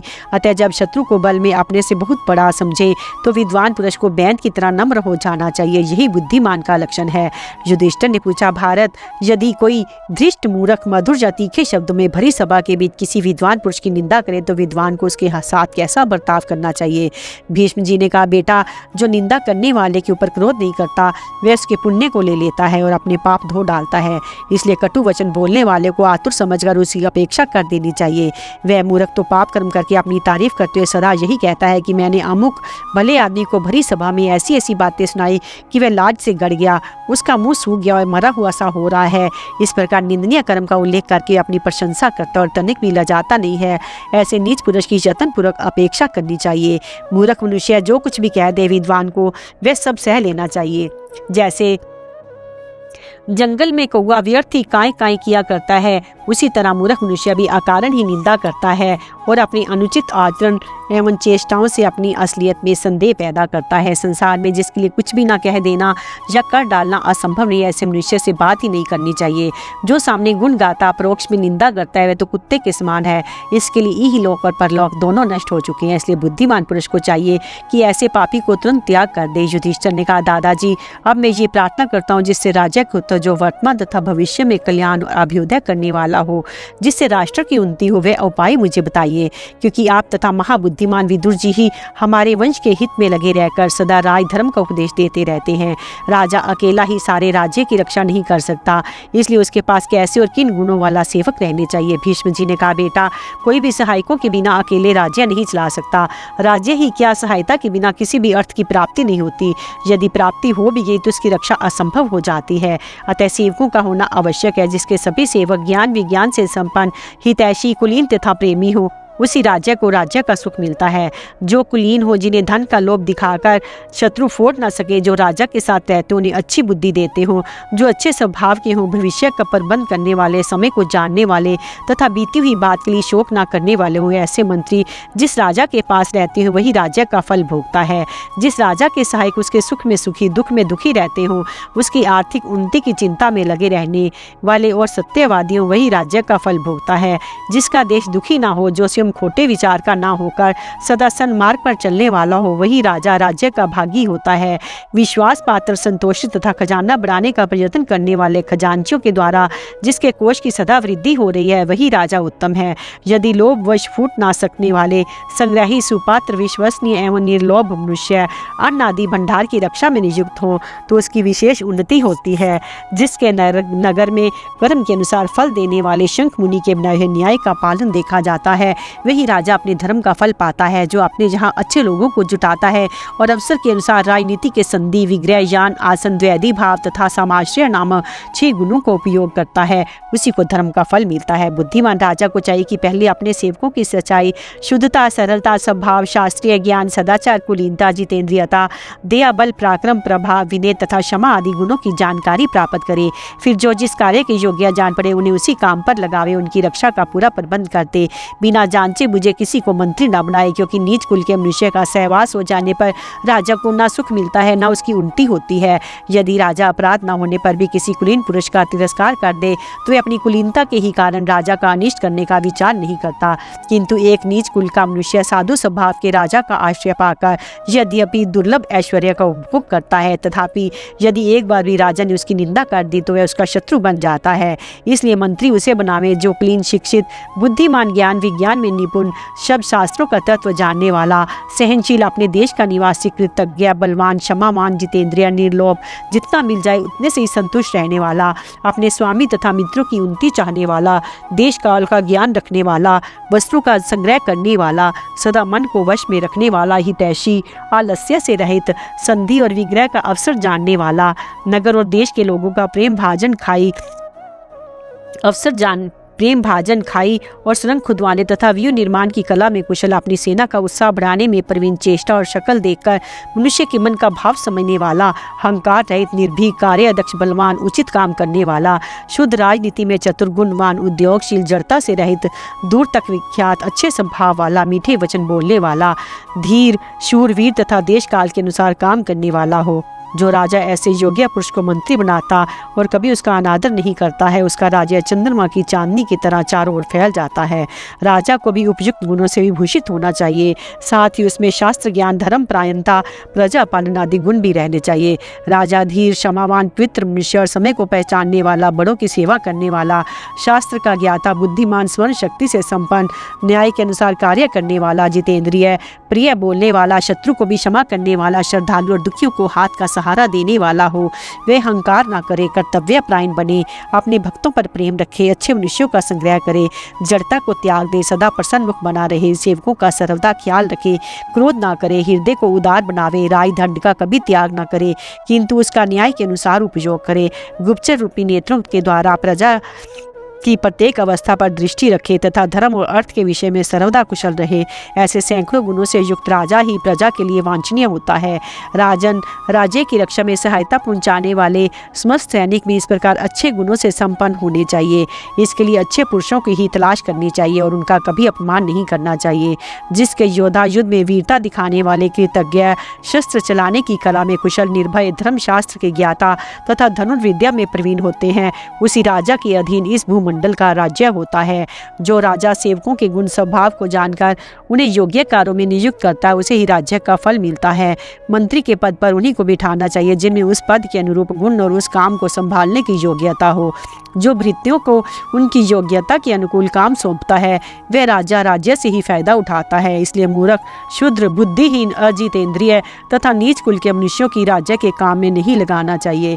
जो सज्जन, कुलीन, शूर, ज्ञानी, किसी की निंदा ना करने वाले, उत्तम, पवित्र तथा कार्यदक्ष हों, वे ही लोग राजा के पार्श्ववर्ती होने योग्य है। ऐसे सहायकों को पाकर सारी पृथ्वी जीती जा सकती है। जो आज्ञा पाते ही चलाए हुए तीर के समान शीघ्र जाकर स्वामी के काम में लग जाता है, सदा उसके हित का ध्यान रखते हैं, उन सेवकों को बराबर सांत्वना देते रहना चाहिए। राजा को यत्नपूर्वक अपने खजाने की रक्षा करनी चाहिए, क्योंकि वही राज्य की जड़ है, उसी से राज्य का अभ्युदय होता है। युधिष्ठिर, भंडार घरों की भी अच्छे अच्छे अनाजों से भरे रखो, उनकी रक्षा का भार सत्पुरुषों के ऊपर छोड़ो। इस प्रकार धन और धान्य दोनों का संग्रह करते रहो। अपने युद्ध कुशल योद्धाओं को सदा अभ्यास में लगाए रखो। भाई बंधुओं को भी देखभाल करो। मित्रों और संबंधियों के साथ रहकर पूर्ववासियों के कार्य सिद्ध करो और उनके हित साधन में लगे रहो।